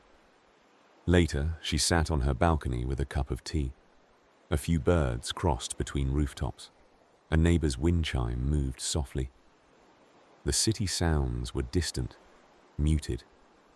Kendra realized she had spent years treating quiet as a gap to fill, when quiet was often the place where life actually settled. She did not become less connected. She became more selective. She gave more attention to the people who returned it, and less to the noise that demanded it without giving anything back. The change was gradual, but it made her days steadier, as if she had finally turned down the volume on a room that had been too loud for too long. Walter moved through his mornings slowly, not because he could not move faster, but because he saw no reason to. At 82, the world still offered endless things to react to, but Walter had learned that reacting was optional. He lived in a small apartment with a view of a courtyard. The courtyard held 2 benches, a few thin trees, and a patch of grass that went dull in winter. Each morning, Walter opened the blinds and watched the light arrive. Sometimes it arrived bright and clean. Sometimes it arrived grey and soft. Either way, it arrived. He made breakfast the same way each day: toast, fruit, tea. He ate at the table and watched the courtyard while he ate. The routine was simple and repetitive, but it gave the day a steady beginning. In his younger years, Walter would have called the routine boring. He would have looked for something to improve it, something to add, a way to optimize the hour. Now he understood that the steadiness was the point. The older he grew, the more he valued the parts of life that did not demand energy. After breakfast, he walked down the hall to check the mail. He greeted the building manager with a nod. He held doors for others when he could. The interactions were brief, but Walter treated them with care. A nod could hold respect. A simple hello could be enough. One afternoon, a young woman moved into the apartment across from his. She carried boxes and looked slightly overwhelmed. Walter watched from his doorway for a moment, then offered to hold the door. The woman thanked him with relief. Walter said little. He did not make the moment bigger than it was. He only helped, then returned to his day. Back inside, he sat in a chair and opened a book of poems he had owned for years. He read one poem, then closed the book. The lines stayed with him. He did not rush to consume more. He let the words settle in the quiet. Later, he took a slow walk around the courtyard. The air was cool. A bird landed on the grass and pecked at the ground as if searching for something small and important. Walter watched until the bird flew away. At 82, Walter did not feel the need to fill the day. He felt the need to keep it calm. He knew that attention was his only real resource. His energy was finite. His time was finite. But attention, when placed carefully, could still make a simple hour feel complete. In the evening, he called his sister, who lived in another state. Their calls were short and gentle. They spoke about the weather and about their children and about small memories that rose without warning. They did not force the past into a story. They simply let it appear, then fade. When the call ended, Walter sat for a moment in the quiet room and felt a mild gratitude, not for something dramatic, but for the fact that he could still place his attention on a voice he loved and still feel the warmth of connection. After 50, people begin to understand that life is not made of huge moments. It is made of small ones, repeated. Walter had learned to treat those small moments with care, and the care made his days feel whole. One evening, rain arrived without warning. It tapped the windows in light, steady bursts, then grew heavier. Walter turned off the lamp and watched the courtyard darken. The benches shone with wetness. The trees moved slightly in the wind. The sound of rain made the building feel insulated, like a shelter. He made a small pot of soup and ate it slowly. The spoon felt warm in his hand. Each bite arrived with the same quiet comfort. He remembered years when he had eaten quickly, barely tasting anything, because he was always moving toward the next task.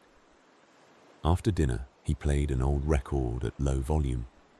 The music filled the room gently, not as entertainment, but as company. He sat in his chair and let the notes move through the space. His mind did not race.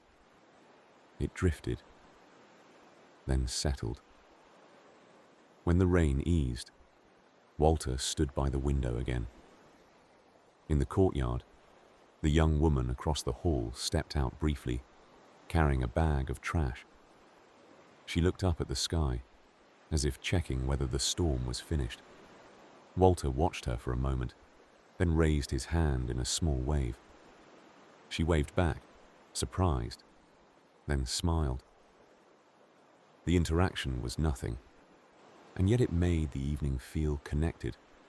Walter understood that attention, offered gently, could still create small bridges between people. The bridges did not require large effort. They required presence. He turned away from the window and sat down again. The room was quiet.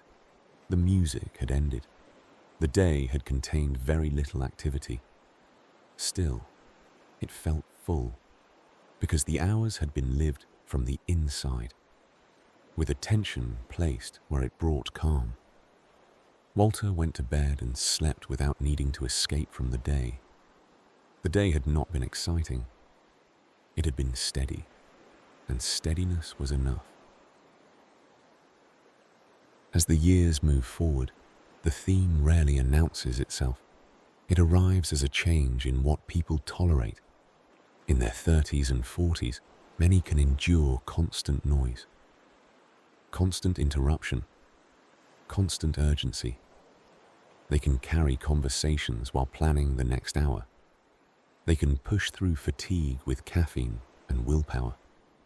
They can spend attention casually because it seems to return on its own. After 50, attention begins to feel less automatic. It becomes something that can be depleted. The mind does not always bounce back after a crowded day. Sleep helps, but it does not erase the feeling of being pulled apart. People begin to notice that some activities cost far more than they return. This is why time becomes the cleanest organizing principle. Time is always moving, but attention decides what time becomes. A day can pass quickly and leave nothing behind. Another day can pass quietly and still feel solid, because attention stayed close and steady. The change often begins with small refusals. A phone set down during dinner. A message answered later instead of immediately. A plan declined, not out of anger, but out of respect for the limited hours available. These refusals look small from the outside. Inside, they can feel like reclaiming the self. Relationships shift under the same logic. In busier decades, love is often expressed through efficiency, picking someone up on time, remembering appointments, solving problems quickly. Later, love returns to something quieter, listening without rushing, sitting together without filling silence, calling someone simply to hear their voice. Peace becomes less of an abstract goal and more of a practical necessity. Many people learn that peace is not found by eliminating all difficulty. It is found by reducing unnecessary strain. It is found by stepping away from arguments that go nowhere, from obligations accepted out of habit, from constant stimulation that leaves the mind restless. Health and energy, too, play their part, even when nobody speaks of it directly. A body that once recovered quickly begins to ask for more care. Long days become heavier. Crowds become louder. Late nights become less worth the cost. These changes are not failures. They are information. They invite a different pace. Across the lives in this episode, attention keeps returning to the same question. What is worth the hours that remain? The answers are rarely dramatic. They are made of ordinary things. A cup of tea by a window. A slow walk at dusk. A calm conversation that ends before it becomes draining. A task done steadily with the hands. A small act of kindness that requires only a moment of presence. Time does not become abundant again. It becomes more personal. It begins to feel owned. And once that happens, people often stop chasing a life that looks full and start choosing a life that feels whole. The pattern will continue as the stories move deeper into later decades. The pace will soften further. The stakes will become quieter. What remains will not be a list of achievements. What remains will be the hours that were lived with care, with attention stayed close enough to notice that life was happening. On a Thursday evening, a woman named Denise stood in her kitchen with her coat still on, keys in her hand. She had been invited to a gathering across town. The drive, however, would be long. The parking would be tight. The room would be loud. Denise could already feel her attention thinning at the thought of it. Through the window, she saw the sky turning soft orange over the roofs. The light made the street look calmer than it usually did. A neighbor carried a bag of trash to the curb and paused to look up as well, as if the color had interrupted the rush of the day. Denise set her keys down. She took the coat off and hung it on the back of a chair. She poured herself a glass of water and sat at the table. The decision was not a dramatic refusal. It was a quiet choice to stay where her attention could rest. She texted the host a brief apology and wished them a good evening. Then she turned her phone face down and watched the sky fade through its colors. The moment lasted only 10 minutes. It did not create a memory worthy of a photograph. Still, it felt like the best part of her day. Later, she called her friend Carla, someone who understood the value of calm. They spoke for 20 minutes about ordinary things. The call ended with both of them feeling steadier. Denise washed her dishes and went to bed at a reasonable hour. The next morning, she woke without regret. This is how the shift often looks in real life. Not a grand reinvention, but a series of small choices that keep attention intact. The choices accumulate. They change the texture of a week. They change the feel of a year.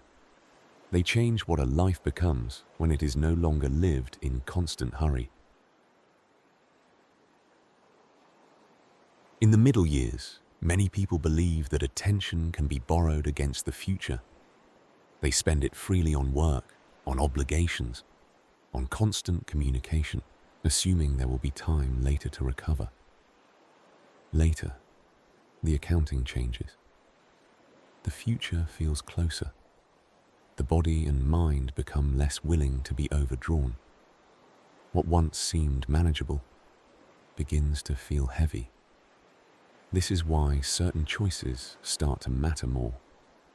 Choosing one commitment instead of 3. Choosing a quiet meal instead of a loud night out. Choosing a slow morning instead of waking into a storm of messages. These choices do not make life smaller. They make it cleaner. A man named Patrick learned this after he turned 59 and took a new job that paid less, but demanded less. The change startled people around him. Some asked whether he was worried about money, whether he was wasting potential. Patrick listened politely, then shrugged. He had calculated the cost differently. He wanted evenings that belonged to him, not to the office. He wanted weekends that did not require recovery.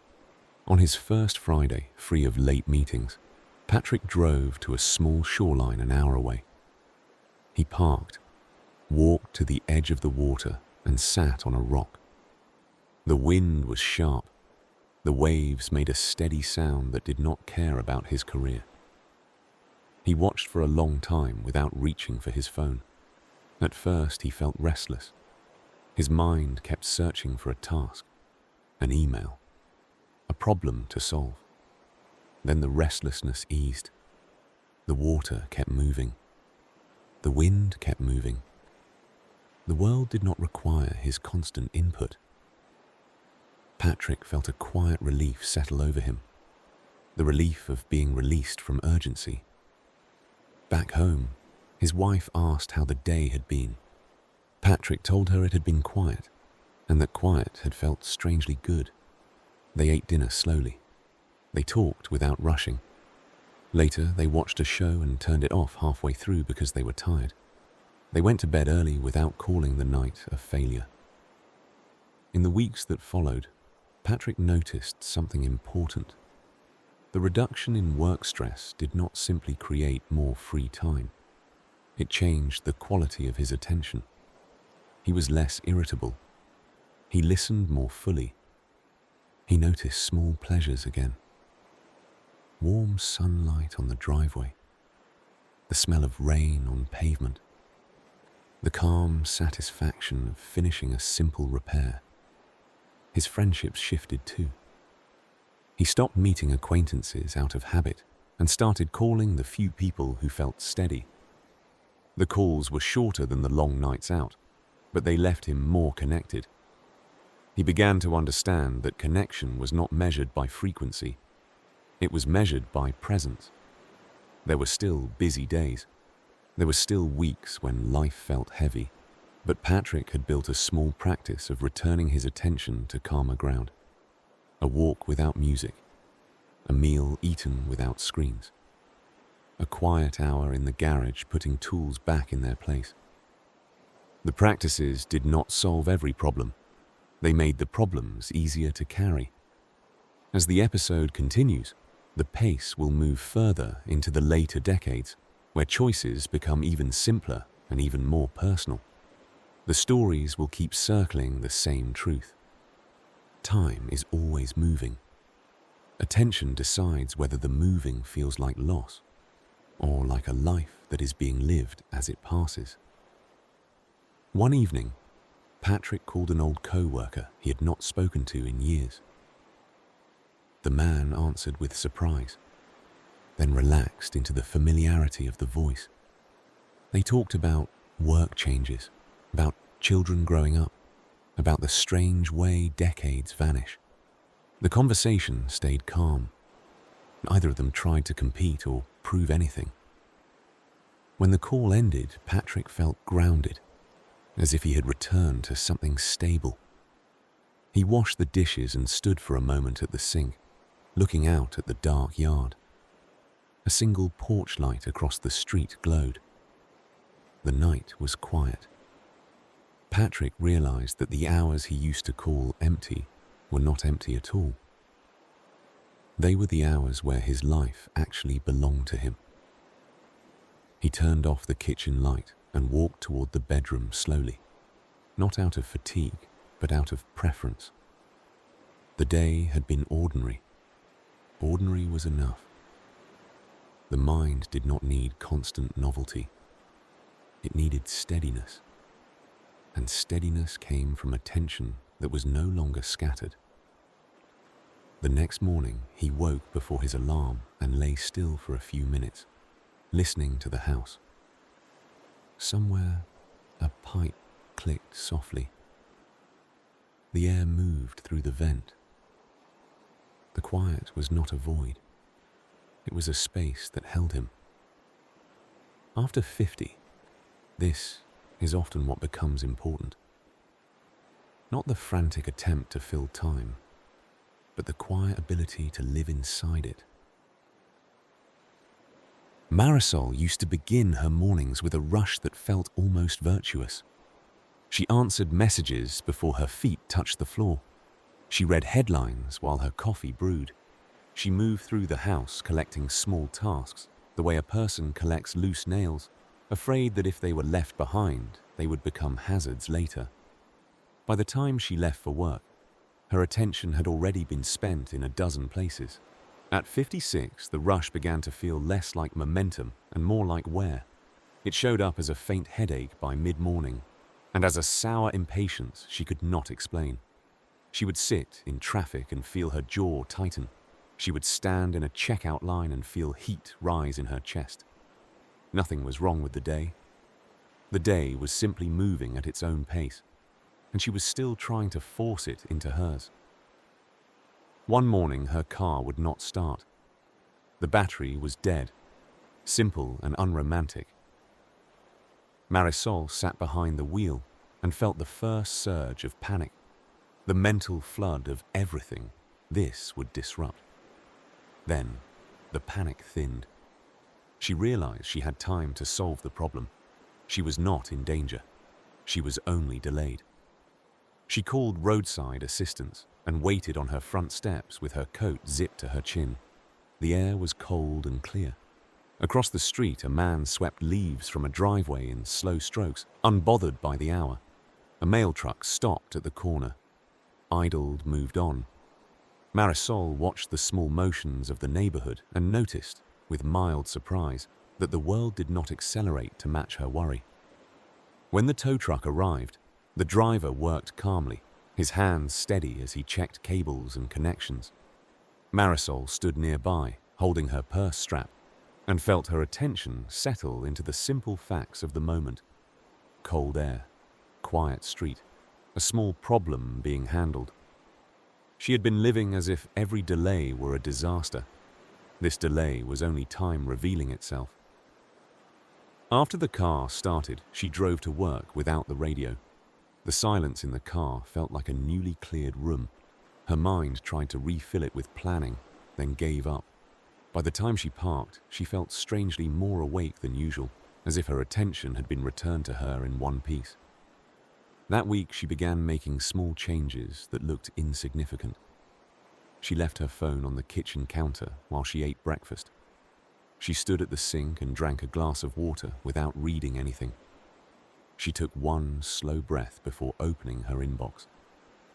The day still contained its normal demands, but her attention stopped spilling out ahead of her like water on a floor. On Friday evening, she came home and sat at the table for a minute before starting dinner. She watched the light dim across the cabinets and felt a quiet relief, the relief of being present for an ordinary moment. After 50, the hours do not become more plentiful. They become more honest. Attention begins to recognize what it has been wasting and what it can no longer afford to lose. On Saturday morning, she met her sister at a small diner near a hardware store. They had met there for years, usually in a hurry, usually with a list of things to do afterward. This time, Marisol arrived early and chose a booth by the window. She watched rain collect in the gutters and slide down the glass in thin trails. When her sister arrived, She looked tired in the same familiar way, as if her days were packed too tight. They ate slowly. The conversation stayed with ordinary life. A leaky faucet, a neighbor's dog, a new ache in a knee that used to be dependable. Marisol noticed that she was not interrupting. She was not thinking about what to say next while her sister spoke. She was listening in one continuous thread, and the steadiness of it felt like rest. After the meal, they sat for a few minutes with their coffee and did not rush to leave. Marisol realized that she had been giving her best attention to the loudest demands and her leftovers to the people she actually cared about. It felt like clarity. That afternoon, she went home and did nothing impressive. She folded laundry and put it away. She wiped the kitchen counter. She walked to the mailbox and back slowly. Her mind felt less crowded. When evening came, she turned off the overhead lights and left only a lamp on in the living room. The dimness softened the edges of the room. She made soup and ate it at the table, then washed the bowl and watched the water run clear. The calm did not arrive as a reward. It arrived because she had stopped scattering her attention. Before bed, she stood by the window and looked down the street. Porch lights glowed. A car passed and disappeared. The night offered no urgency. Marisol felt her shoulders lower, as if they had been held up for years. She understood that time did not need to be conquered. It needed to be inhabited. One quiet hour at a time. Devon kept his father's old wristwatch in a drawer beside the bed. The watch had stopped years ago, its face frozen at a time that no longer meant anything. Devon did not keep it for function. He kept it as a reminder that time was not something a person controlled. It moved whether it was measured or not. At 53, after his company reorganized and the role he had held for a decade disappeared, Devon felt the first sharp edge of that truth. The meeting was brief, the language polite, the decision already made. He drove home afterward and sat in the driveway longer than he needed to, staring at the steering wheel as if it could offer an explanation. Inside the house, his wife was making tea. The kettle hissed, then clicked off. She looked up and saw his face, and her expression softened into concern. Devon spoke calmly, but the calmness was thin. He could feel his attention trying to run ahead into the future, searching for a plan, a replacement, a way to regain traction. That night he did what he had always done under stress. He opened his laptop and began searching. He read job listings with a tight focus. He updated his resume. He sent messages. The hours passed quickly, and yet nothing felt accomplished. His attention was scattered across dozens of possibilities, none of them real. Near midnight, he closed the laptop and stood in the dark kitchen. The house was silent. His wife slept. A streetlight cast a faint rectangle across the floor. Devon realized he had been trying to live a week in a single night. The next morning, he woke early, made coffee, and sat at the table without opening his email. The quiet felt risky, as if pausing might make him fall behind. Then he noticed that the pause did not create danger. It created clarity. He took the stopped wristwatch from the drawer and held it in his palm. The metal was cool and familiar. He thought about his father, a man who had worked hard and then, in the later years, learned to sit on a porch and watch the day move through light and shadow. Devon had not understood the sitting back then. He understood it now. Later that afternoon, he went for a walk without a destination. The air was mild, the trees bare. He passed a schoolyard where children ran in circles, unconcerned with efficiency. He felt his own shoulders loosen slightly. The day did not need to be solved all at once. When he returned home, his wife was at the counter, chopping vegetables. Devon joined her and washed a pan. They worked side by side without rushing. Their attention stayed on simple movements, and on the comfort of being in the same room. The job loss was still real. The future was still uncertain. Yet for a few minutes, time felt inhabitable again. In the weeks that followed, Devon treated attention like something worth guarding. He limited his job searching to set hours. He took breaks on purpose. He called an old friend and listened without turning the conversation into networking. He began to understand that anxiety could consume every hour if allowed, and that consuming hours did not improve outcomes. One evening, he and his wife ate dinner by candlelight during a storm-driven power outage. They laughed softly at the oddness of it, then fell quiet, listening to rain against the windows. Devon felt an unexpected peace settle in his chest. Life was still moving. He was still inside it. And for the first time since the meeting, his attention was not trapped in the future. It was here, in a warm room, with a person he loved. A few days later, his mother called with a small question about a bill she did not understand. Devon drove across town to help. In earlier years, he would have rushed through the visit, half listening while checking his phone. Now he sat at her kitchen table and looked at the paperwork carefully. The task took 10 minutes. The visit lasted an hour. His mother poured coffee into mismatched cups and spoke about nothing important: a neighbor who had planted winter pansies, a new crack in the driveway, the way the mail arrived later than it used to. Devon listened and felt the old comfort of her voice, steady and familiar. He realized how many conversations he had skimmed past while chasing more urgent things. When he left, he noticed the low sun on the sidewalks and the soft shadows of trees stretched across lawns. The afternoon was ordinary. Still, it felt like time returned to him, as if he had stopped losing it to panic. That night, he placed the wristwatch back in the drawer and shut it gently. He did not need the reminder every hour. He only needed it often enough to remember the difference between urgency and importance. The job search would continue. The bills would be paid. But his attention, once protected, could keep the days from turning into a blur. Lena noticed the change in her father's voice before she noticed the change in his hands. The voice grew quieter, as if it had less reason to fill space. The hands, once steady and confident, began to hesitate over small tasks like buttoning a shirt or turning a key. At 59, Lena started visiting him twice a week. The visits were not dramatic. They involved groceries, sorting mail, checking dates on prescription bottles, and sitting at the table while her father ate toast. The house smelled faintly of old wood and detergent. The television stayed low, more habit than entertainment. In the beginning, Lena treated the visits like errands.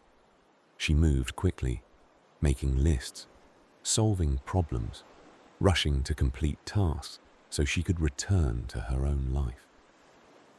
Her father watched her with a mild expression, neither offended nor pleased, simply patient. One morning, as Lena carried a bag of trash to the garage, her father called her name from the kitchen. The call was soft, not urgent. Lena answered automatically with a quick response, already stepping toward the next task. When she returned, her father pointed to the window. A thin frost covered the lawn. Sparkling in the early light, a small bird hopped along the fence, pausing between each movement as if deciding where to place its feet. Lena stood beside him and looked out. The moment lasted only seconds. Still, it shifted the pace of the room. Her father did not say anything. He did not need to. The frost and the bird were enough. After that, Lena began arriving with less hurry. She still brought groceries. She still checked the mail. But she also sat down before starting. She drank the coffee her father offered, even when she did not want caffeine. She listened to his small observations about weather and neighborhood changes. and she let silence rest between sentences. Her father moved slowly, and at first the slowness felt like delay. Over time, it began to feel like instruction. The slowness was not a flaw. It was the natural pace of a life that was narrowing, a life that could not afford to spend attention on rushing. One afternoon, Lena drove her father to a doctor appointment. The waiting room was crowded and warm. A television murmured above the chairs. Lena reached for her phone, then stopped. She watched her father sit with his hands folded in his lap, looking at the floor as if the floor contained something worth noticing. She realized that he was not bored. He was present. The distinction mattered. Boredom demanded stimulation. Presence required only attention. On the drive home, Lena kept the radio off. She watched her father's face in the rearview mirror and noticed the softness around his eyes. She felt a quiet grief, not sharp, but steady, the kind that comes from seeing time clearly. Her father would not be here forever. The visits were not interruptions. They were the point. That evening, after she returned to her own house, Lena sat at her kitchen table and did nothing for a few minutes. She watched the light fade from the room. She understood that the later years were not asking for more effort. They were asking for better attention, placed gently on the people and moments that would not return. On Saturday, Lena brought a pot of soup to her father's house and heated it on the stove. She cut bread into thick slices and set 2 bowls on the table. They ate slowly, and the meal lasted longer than it needed to, not because they talked constantly, but because neither of them hurried the silence. Afterward, her father asked about a photograph on the shelf, one Lena had not looked at in years.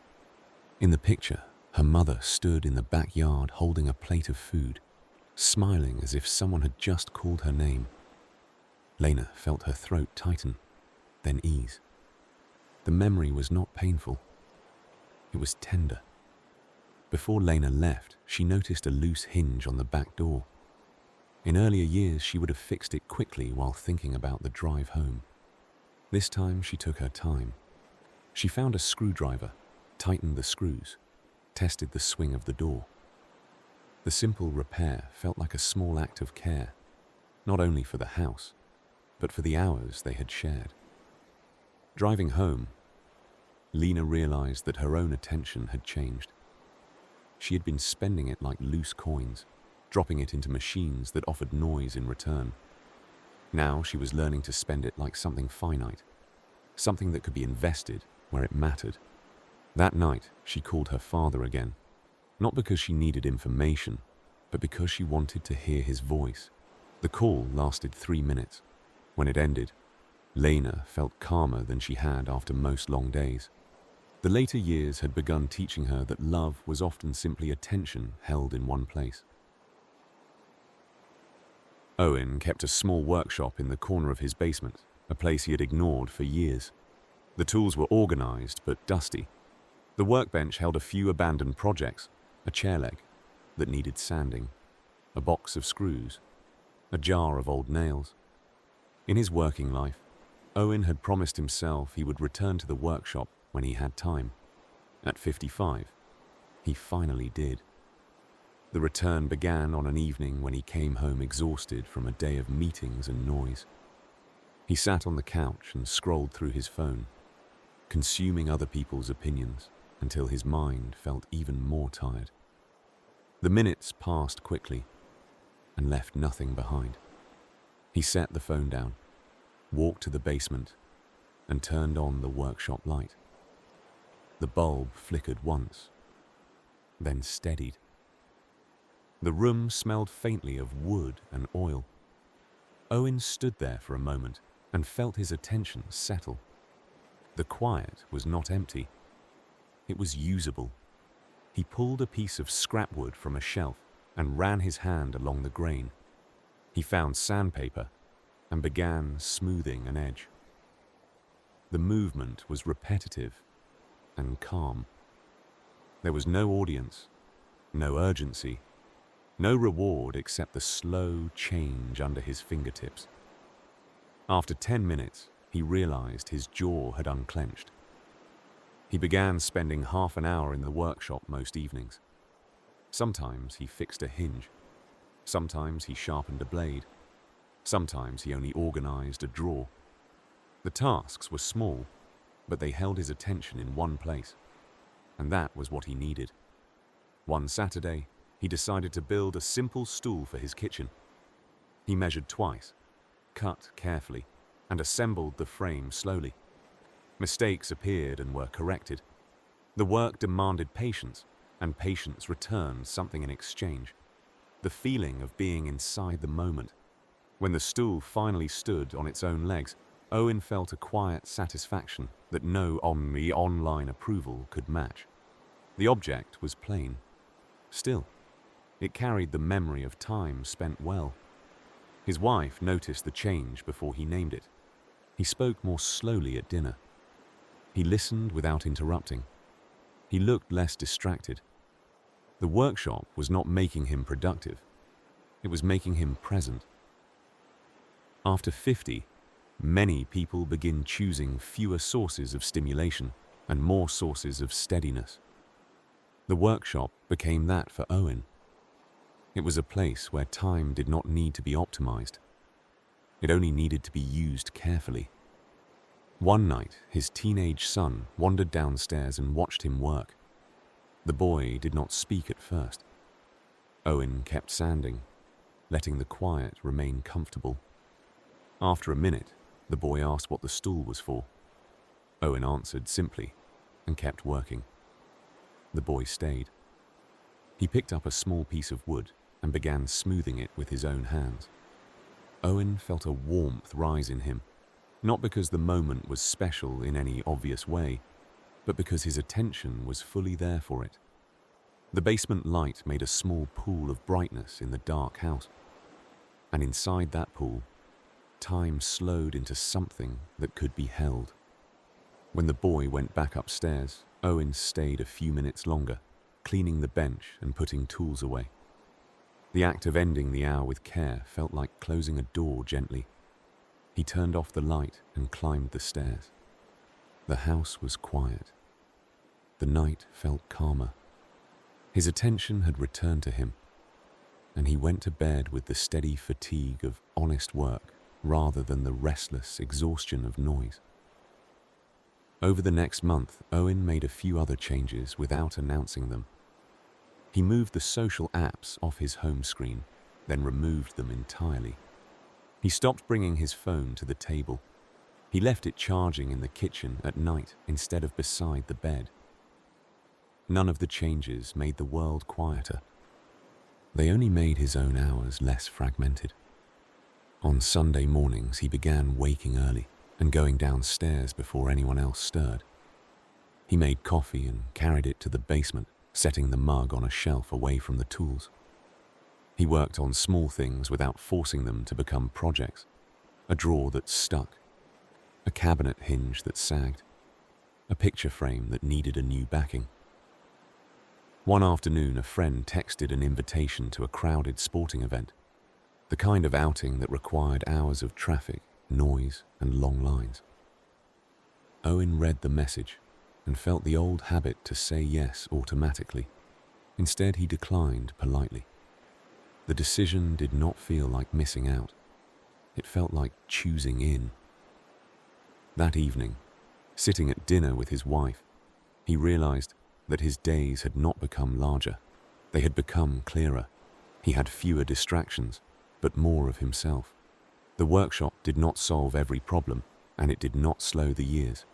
It only gave him a place where attention could rest, and that rest changed the way the rest of the day felt. Judith kept a stack of stationery in a drawer beside her dining table. The paper was thick and cream-colored, the envelopes lined with a pale pattern that looked almost old-fashioned. In her younger years, she had written letters frequently. Over time, the habit faded, replaced by quick messages that arrived and disappeared without wait. At 71, Judith returned to letters for a simple reason. Her days had grown quieter, and she wanted her attention to land somewhere that felt steady. Texts were too quick. Emails felt like chores. A letter, by contrast, required a slower pace, and the slowness brought her mind into a calmer shape. She began with her cousin, a woman she had known since childhood, but rarely spoke to anymore. Judith wrote about the garden, about a new ache in her shoulder, about a book she had enjoyed. She did not try to make the letter impressive. She wrote as if she was speaking to someone on a porch, unhurried. When she finished, she read the pages once, then folded them neatly and slid them into an envelope. The small ritual felt grounding. She addressed me the envelope carefully and placed a stamp in the corner. The letter waited on the table like something real. The next morning, she walked to the mailbox and dropped it in. The metallic sound of it landing inside the box was small, but it pleased her. She returned home and made tea and felt in a quiet way, as if she had used her time well. 2 weeks later, a reply arrived. Judith recognized her cousin's handwriting instantly. She carried the envelope inside like a gift and opened it slowly. The letter was not long. It spoke of similar, ordinary things: a neighbor's dog, a family update, a memory of summers long ago. Judith read it twice and felt warmth gather in her chest. The warmth did not come from new information. It came from attention offered in a tangible form. The cousin had sat somewhere and written words on paper, giving part of an afternoon to a person who lived far away. The act itself felt like care. Judith began writing more letters: a friend from her old workplace, a niece away at college, a former neighbor who had moved south. The letters were never dramatic. They were small bridges made from attention, and the bridges made her days feel less scattered. In the afternoons, Judith often sat at the dining table with the window open a crack. She listened to the faint sounds of the neighborhood: a lawnmower far away, a car door closing, a child's laughter drifting down a street. She wrote slowly, pausing to think, letting her sentences be plain. She noticed that the writing changed her. It made her less hurried in other places. She stopped rushing through meals. She stopped turning on the television for company. She began sitting in silence without trying to fill it. After 50, and especially after 70, many people simplify not to withdraw from life, but to return to it. Judith was not trying to become isolated. She was trying to be present, and letters gave her a steady way to place attention on people she cared about. One afternoon, a letter arrived from her niece. The handwriting was uneven and quick. The words spoke of classes and friendships, and small worries that came and went. Judith felt a deep tenderness as she read. The niece's life was busy and bright, moving forward at a speed Judith remembered from her own youth. Judith wrote back the next day. She did not offer advice. She only described her own small routines and told a short story about a bird that had built a nest in the hedge outside her kitchen window. She sealed the envelope and smiled, feeling the day settle around the simple act. That evening, she placed the letters she had received in a small box in a cabinet. She did not need to look at them constantly. She only needed to know they existed. In a world that moved fast and vanished quickly, the letters stayed. They held time in place, and in doing so, they held her attention as well. On a quiet Sunday, she walked to a nearby park with a notebook in her coat pocket. She sat on a bench and watched ducks move across a pond in slow lines. The air smelled damp and clean. She wrote a few sentences about the light on the water, then closed the notebook. The words were not for publishing. They were simply a way to keep her attention from slipping away. When she returned home, she made soup and ate it slowly, then rinsed the bowl and dried it with care. The evening passed without urgency. Before bed, she read one chapter of a novel and turned off the lamp while she still felt pleasantly awake. Judith slept with her mind quiet, as if the day had been finished properly.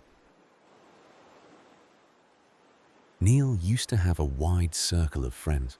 In his 30s and 40s, he could fill a weekend with gatherings, dinners, games, and long nights that blurred into early mornings. The friendships felt effortless because everyone's life moved at a similar pace, and because nobody questioned the value of constant activity. At 58, Neil noticed that the circle had begun to thin. People moved. Work demands shifted. Health issues appeared quietly. Some friends became absorbed in grandchildren. Others became tired in a way they could not explain. The group chat still existed, but the energy behind them was weaker, like a fire that had been fed less often. At first, Neil tried to keep the old pattern alive. He sent messages. He organized plans. He pushed for the same frequency of contact, as if maintaining a social life were a form of discipline. The effort left him strangely drained. It was not only the planning. It was the feeling of forcing attention into places that no longer held it naturally. One evening, he met a group for dinner at a crowded restaurant. The room was loud. The conversation bounced from topic to topic. People spoke over each other with familiar enthusiasm, but Neil felt himself drifting. His attention kept slipping away, not from boredom, but from fatigue. He left the dinner early and drove home with the radio off, relieved by the quiet. The next day, he called his friend Mark, someone he had known since college. Mark answered in a calm voice and suggested meeting for coffee. They chose a small shop with soft light and enough space to sit without being overheard. The conversation began with work, then moved to family, then settled into something quieter. The strange sense of time accelerating, the way certain worries had faded, the way others had become sharper. Neil noticed that he could listen fully. He was not trying to perform. He was not trying to keep the mood high. He was simply present. When the hour ended, he felt refreshed rather than depleted. After that, Neil began choosing fewer gatherings and more deliberate contact. He met friends one at a time. He walked with one neighbor instead of joining a crowded group hike. He called his sister on weeknights and listened to her describe her day. The connections were smaller in number, but stronger in feeling. The change did not make him lonely. It made him calmer. He realized that earlier in life, he had sometimes used busyness as insulation, filling hours so completely that he never had to sit still with his own thoughts. Now he could sit still. The stillness was not frightening anymore. It was relief. One Sunday afternoon, Neil cleaned his garage while listening to a low playlist. The work was simple. He sorted tools, threw away broken items, wiped down shelves. As he worked, he thought about the friends he had lost touch with. The thought was not bitter. It was gentle. People moved through life at different speeds, and the older years did not always allow wide circles to stay intact. Later, as dusk arrived, he walked outside and saw Mark pulling into the driveway. Mark had brought 2 sandwiches and a small bag of chips. He had not called first. He had simply stopped by, the way people used to do. They ate on the porch and watched the sky darken. The conversation was slow and unforced. They did not need to entertain each other. They only needed to share the hour. Neil felt a quiet gratitude for the simplicity of it. After 50, friendships often become less about constant stimulation and more about steady presence. The friendships that remain are the ones that can hold silence, that can survive long gaps, that do not require performance. Neil did not mourn the thinning circle as much as he once did. He began valuing the few connections that felt real, and he protected his time so he could show up for them with full attention. A week later, an invitation arrived for a large reunion in another city. Neil read the details and felt the old pressure to attend, as if absence might be mistaken for failure. He pictured the hotel ballroom, the loud music, the small talk that would require effort. He imagined the fatigue afterward. He declined politely and felt no regret. That evening, he wrote a brief note to one former friend from the old group, a simple message of goodwill with no demand for a reply. He sent it and let it go. The act felt cleaner than chasing a full reunion. Before bed, Neil stood by the kitchen sink and watched water run over his hands. The day had been ordinary. Still, it felt complete. His attention had stayed close, and the hours had not been wasted on noise that did not return anything. He slept with the calm of a life that had begun to narrow in a good way. Tara started noticing her energy in the middle of afternoons. In her 40s, she could power through a long day on habit alone. At 51, the habit stopped working. She would feel fine in the morning, then by 3 o'clock, the day seemed to sag. Her mind grew foggy. Small tasks felt heavier. She blamed work at first, then stress, then the weather. One afternoon, she drove home and sat in her car in the driveway, hands resting on the steering wheel. She did not want to walk into the house yet. She wanted a pause, a small pocket of quiet where her attention could recover.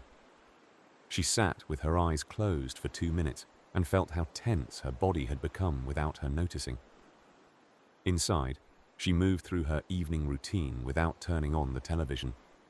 She cooked simply, ate slowly, and cleaned the kitchen without rushing. The quiet felt unfamiliar, then soothing. Tara realized she had been trying to outpace fatigue by adding noise, as if stimulation could replace rest. It could not. Over the next weeks, she began taking short walks after dinner. The first walks were small, just down the street and back. She did not treat them as performance. She treated them as a way to let the day drain out of her shoulders. She watched porch lights come on, heard distant televisions through open windows, smelled wood smoke on cold nights. The world felt gentler when she moved through it at a human pace. She began sleeping more steadily, not every night, but often enough to notice a difference. The afternoons still existed, but they did not collapse in the same way. Tara felt her attention become less brittle. She was less likely to snap at small irritations. She could sit through a slow meeting without feeling restless. The day felt more manageable.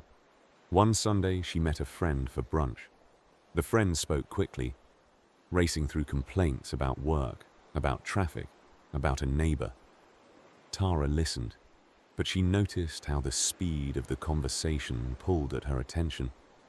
It did not leave her angry. It left her tired. After the meal, Tara walked home alone. The sidewalks were bright with winter sun. The air was sharp. She felt the simple relief of silence. She realized that a large part of her exhaustion was not physical. It was attentional. It came from being constantly tugged by other people's urgency. That evening, she chose a quieter ending to the day. She read a few pages of a book, turned off the lights, and let the room settle. In the dark, her mind did not race as much as it used to. The quiet gave it a place to rest. After 50, Energy becomes less of a guarantee. It starts to feel like something that can be protected or wasted. Tara did not become obsessed with health. She only began listening to what her days were telling her. When she gave her attention fewer loud demands and more steady routines, the days stopped feeling like a fight. On a rainy night, she stood by the window and watched water slide down the glass. The street reflected light in long streaks.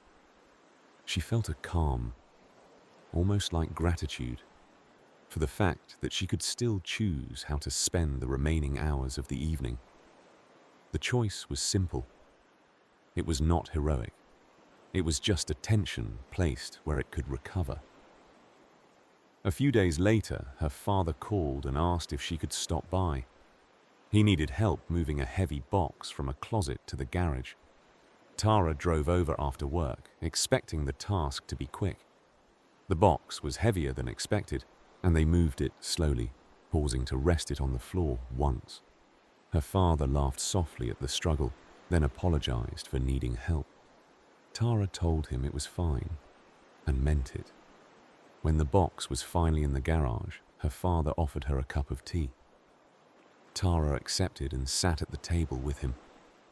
The kitchen was warm. A small clock ticked on the wall. Her father spoke about nothing urgent, only small plans for the weekend, and an old neighbor he had seen at the store. Tara listened and felt her attention settle. The hour was not productive in any measurable way. It was still valuable. Driving home, she realized that the most restoring moments were often the simplest ones. A quiet room, a cup of tea, a steady conversation that did not demand performance. She arrived home and chose an early night. She washed her face, turned off the lights, and let herself sleep without bargaining for more time. In the morning, she woke before her alarm and lay still for a minute, listening to the house. The quiet felt like an extra layer of warmth. Tara understood that the older years did not always add new time, but they could add a different relationship to it. When she protected her attention, the day felt less like something to survive and more like something she could live inside.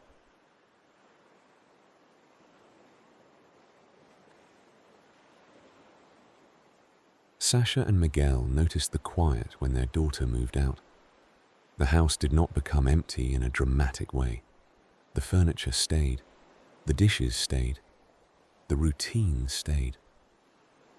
Still, the air felt different, as if sound no longer had the same places to land. In earlier years, Sasha had imagined this moment as freedom, less mess, fewer obligations, more time. Miguel had imagined it as sadness. Both were partly right. What neither of them expected was the shift in attention.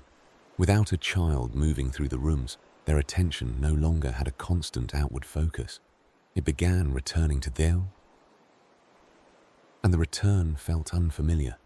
On the first Saturday after the move, Sasha woke early and stood in the kitchen holding a mug of coffee. The sunlight made a pale square on the floor. The house was quiet enough that she could hear the refrigerator cycle on. She felt a small ache, not sharp, but steady, like a muscle remembering strain. Miguel came in and sat at the table. He did not fill the quiet with talk. He looked out the window and sipped his coffee slowly. Sasha realized that the quiet did not need to be fixed. It could be lived inside. They spent the morning doing simple chores: laundry, sweeping, wiping down counters.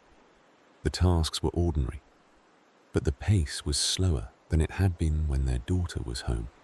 There was no rush to get everything done before a practice, a recital, a ride to a friend's house. Time stretched into longer shapes. In the afternoon, they drove to a small trail near a river. They walked without pushing the pace, staying close enough to talk when words came, and letting silence return when it wanted to. They watched water move over stones and listened to wind in bare branches. Sasha felt her breathing deepen. Miguel's shoulders lowered. When they returned home, they cooked dinner together, moving around each other in the kitchen with an easy familiarity. The meal was simple. They ate at the table and spoke about their daughter's first week in her new place, imagining her arranging dishes, learning streets, settling into her own life. Later, Sasha reached for her phone to check messages, then stopped. She set it down and looked at Miguel. He was reading in a chair, glasses low on his nose, his face relaxed in the light of a lamp. Sasha felt a quiet gratitude for the steadiness of him, for the fact that time had brought them into this quieter season together. After 50, many people discover that change does not always arrive as crisis. Sometimes it arrives as a room becoming quieter, a calendar becoming less crowded, a life shifting into a different rhythm. The challenge is not to fill the quiet immediately. The challenge is to let attention adapt, to let the new rhythm become familiar. That night, Sasha and Miguel watched a short show, then turned it off before it ended because they were tired. They went to bed early without apologizing to themselves. In the dark, Sasha listened to Miguel's breathing and felt the house settle around them. The day had contained very little excitement. Still, it felt full, because their attention had stayed with each other, and with the hours as they passed. The next morning, their daughter called while they were making breakfast. Her voice sounded bright and a little tired, the way a voice sounds when it has been carrying new responsibility. She described her new apartment in simple details: the view from the window, the awkward placement of outlets, the grocery store that was closer than expected. Sasha listened with a softness she did not have when her daughter lived at home. The words felt like a small thread stretching between two households. After the call, Miguel suggested looking through an old photo album that had been sitting on a shelf for years. They opened it on the coffee table and turned pages slowly. The photographs showed their daughter at different ages, each image holding a small piece of time that could not be revisited. Sasha felt a tenderness rise, then settle. Miguel traced a finger along the edge of one photo and smiled quietly. They did not linger for hours. They closed the album after a few pages and placed it back on the shelf. The act felt like acknowledging a chapter without clinging to it. The past was still there, but it did not need to be relived constantly. That evening, they sat together on the porch with tea. The sky faded from pale blue to grey. A neighbor waved from across the street. Sasha and Miguel waved back, then sat in comfortable silence. They realized that time, in the later years, often brings quieter days. The quiet is not emptiness. It is space. Space to notice, to breathe, to choose what truly deserves attention.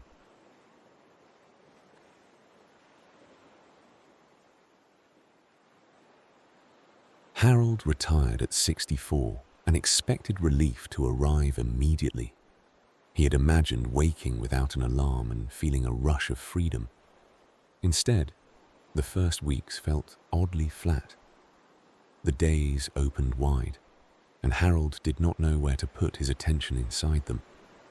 In his working years, time had been structured for him. Meetings dictated mornings.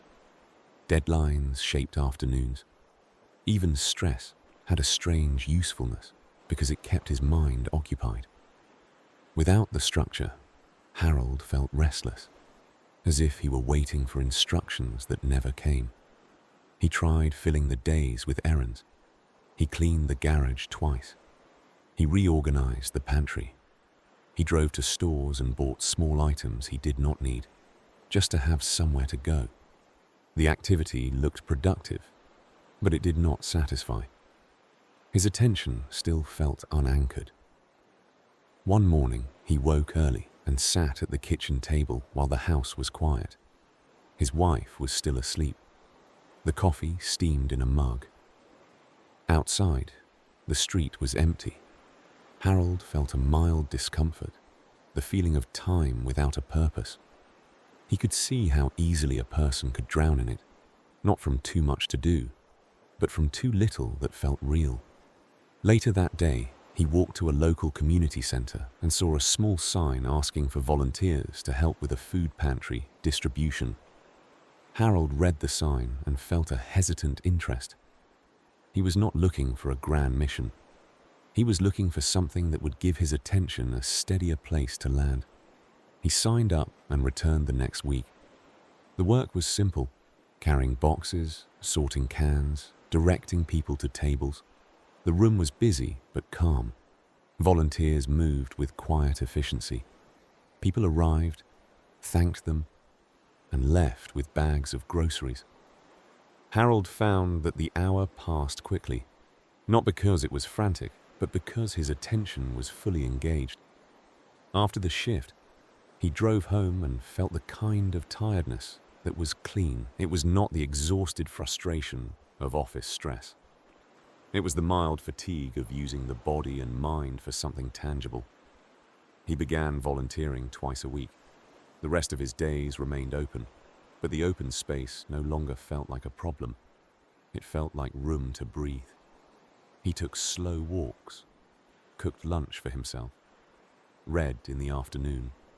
He stopped trying to fill every minute.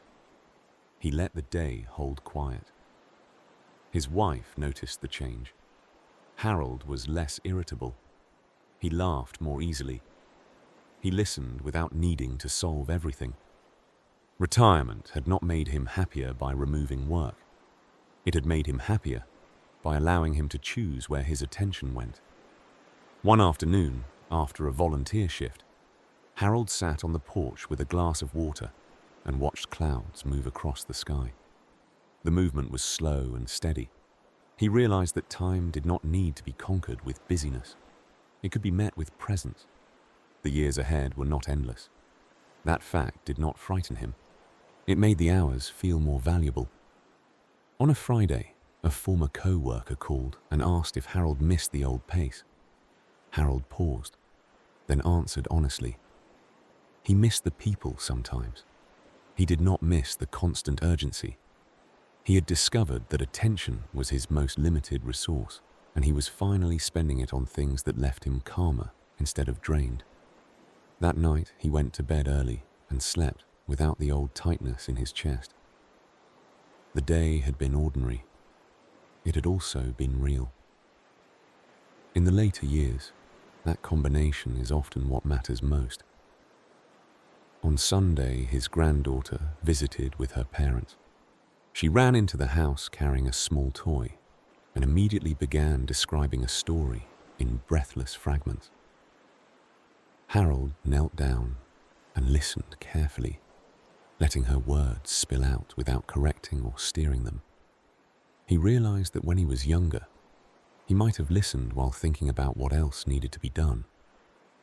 Now he had nothing more important than the moment in front of him. They built a small tower of blocks on the living room rug. The tower fell twice. Each time his granddaughter laughed and started again. Harold laughed with her, feeling his attention settle into the simplicity of play. The hour passed quickly, not because it was busy, but because it was whole. After the family left, Harold sat for a minute in the quiet room and noticed the faint warmth of the afternoon sun on the carpet. He understood, with a clarity that surprised him, that the point of retirement was not leisure alone. It was the ability to give attention to life while it was happening, without constantly trading the present for a future that never quite arrived. Across these lives, the shape of the lesson stays quiet. It does not arrive as a dramatic speech. It arrives as a change in what people refuse to carry. It arrives as a shift in what people choose to protect.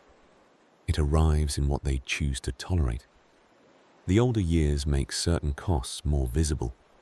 Attention becomes the hinge point. It decides whether time feels like something that slips away or something that is lived.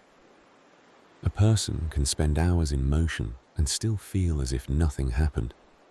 Or a person can sit in one chair with a cup of tea and feel as if the day was full. This is why small rituals begin to matter. A cup of tea without a phone nearby.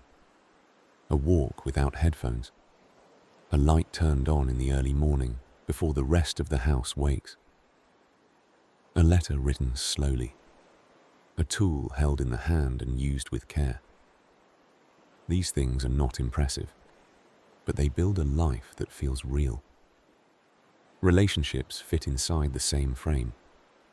In the earlier decades, people often collect relationships the way they collect obligations, trying to maintain them all as if quantity proves something. They stay in conversations that feel draining. They attend gatherings that feel like endurance. They answer calls out of guilt instead of love. They tolerate disrespect because they do not want conflict. They keep old wounds open because they are familiar. Later, connection often becomes simpler. One friend who knows the truth can feel like enough. One conversation that leaves the body calm can matter more than a dozen that leave it tense. The older years do not always bring loneliness. Sometimes they bring clarity about what kind of company counts as nourishment. Peace, too, becomes practical. It is not a distant ideal. It becomes a daily requirement. The body cannot keep paying the same stress taxes forever. Sleep becomes more valuable. Quiet becomes more valuable. Clean rooms and open space become more valuable. Fewer arguments that go nowhere. Fewer inputs that leave the mind buzzing. Even in the face of uncertainty, the same pattern holds. A job can change. A health issue can arrive. A family member can need help. A marriage can shift. A friend can leave the circle. These shifts can scatter attention into worry and regret. But the older years often teach that attention is the one resource that can still be managed. It can still be placed on what matters.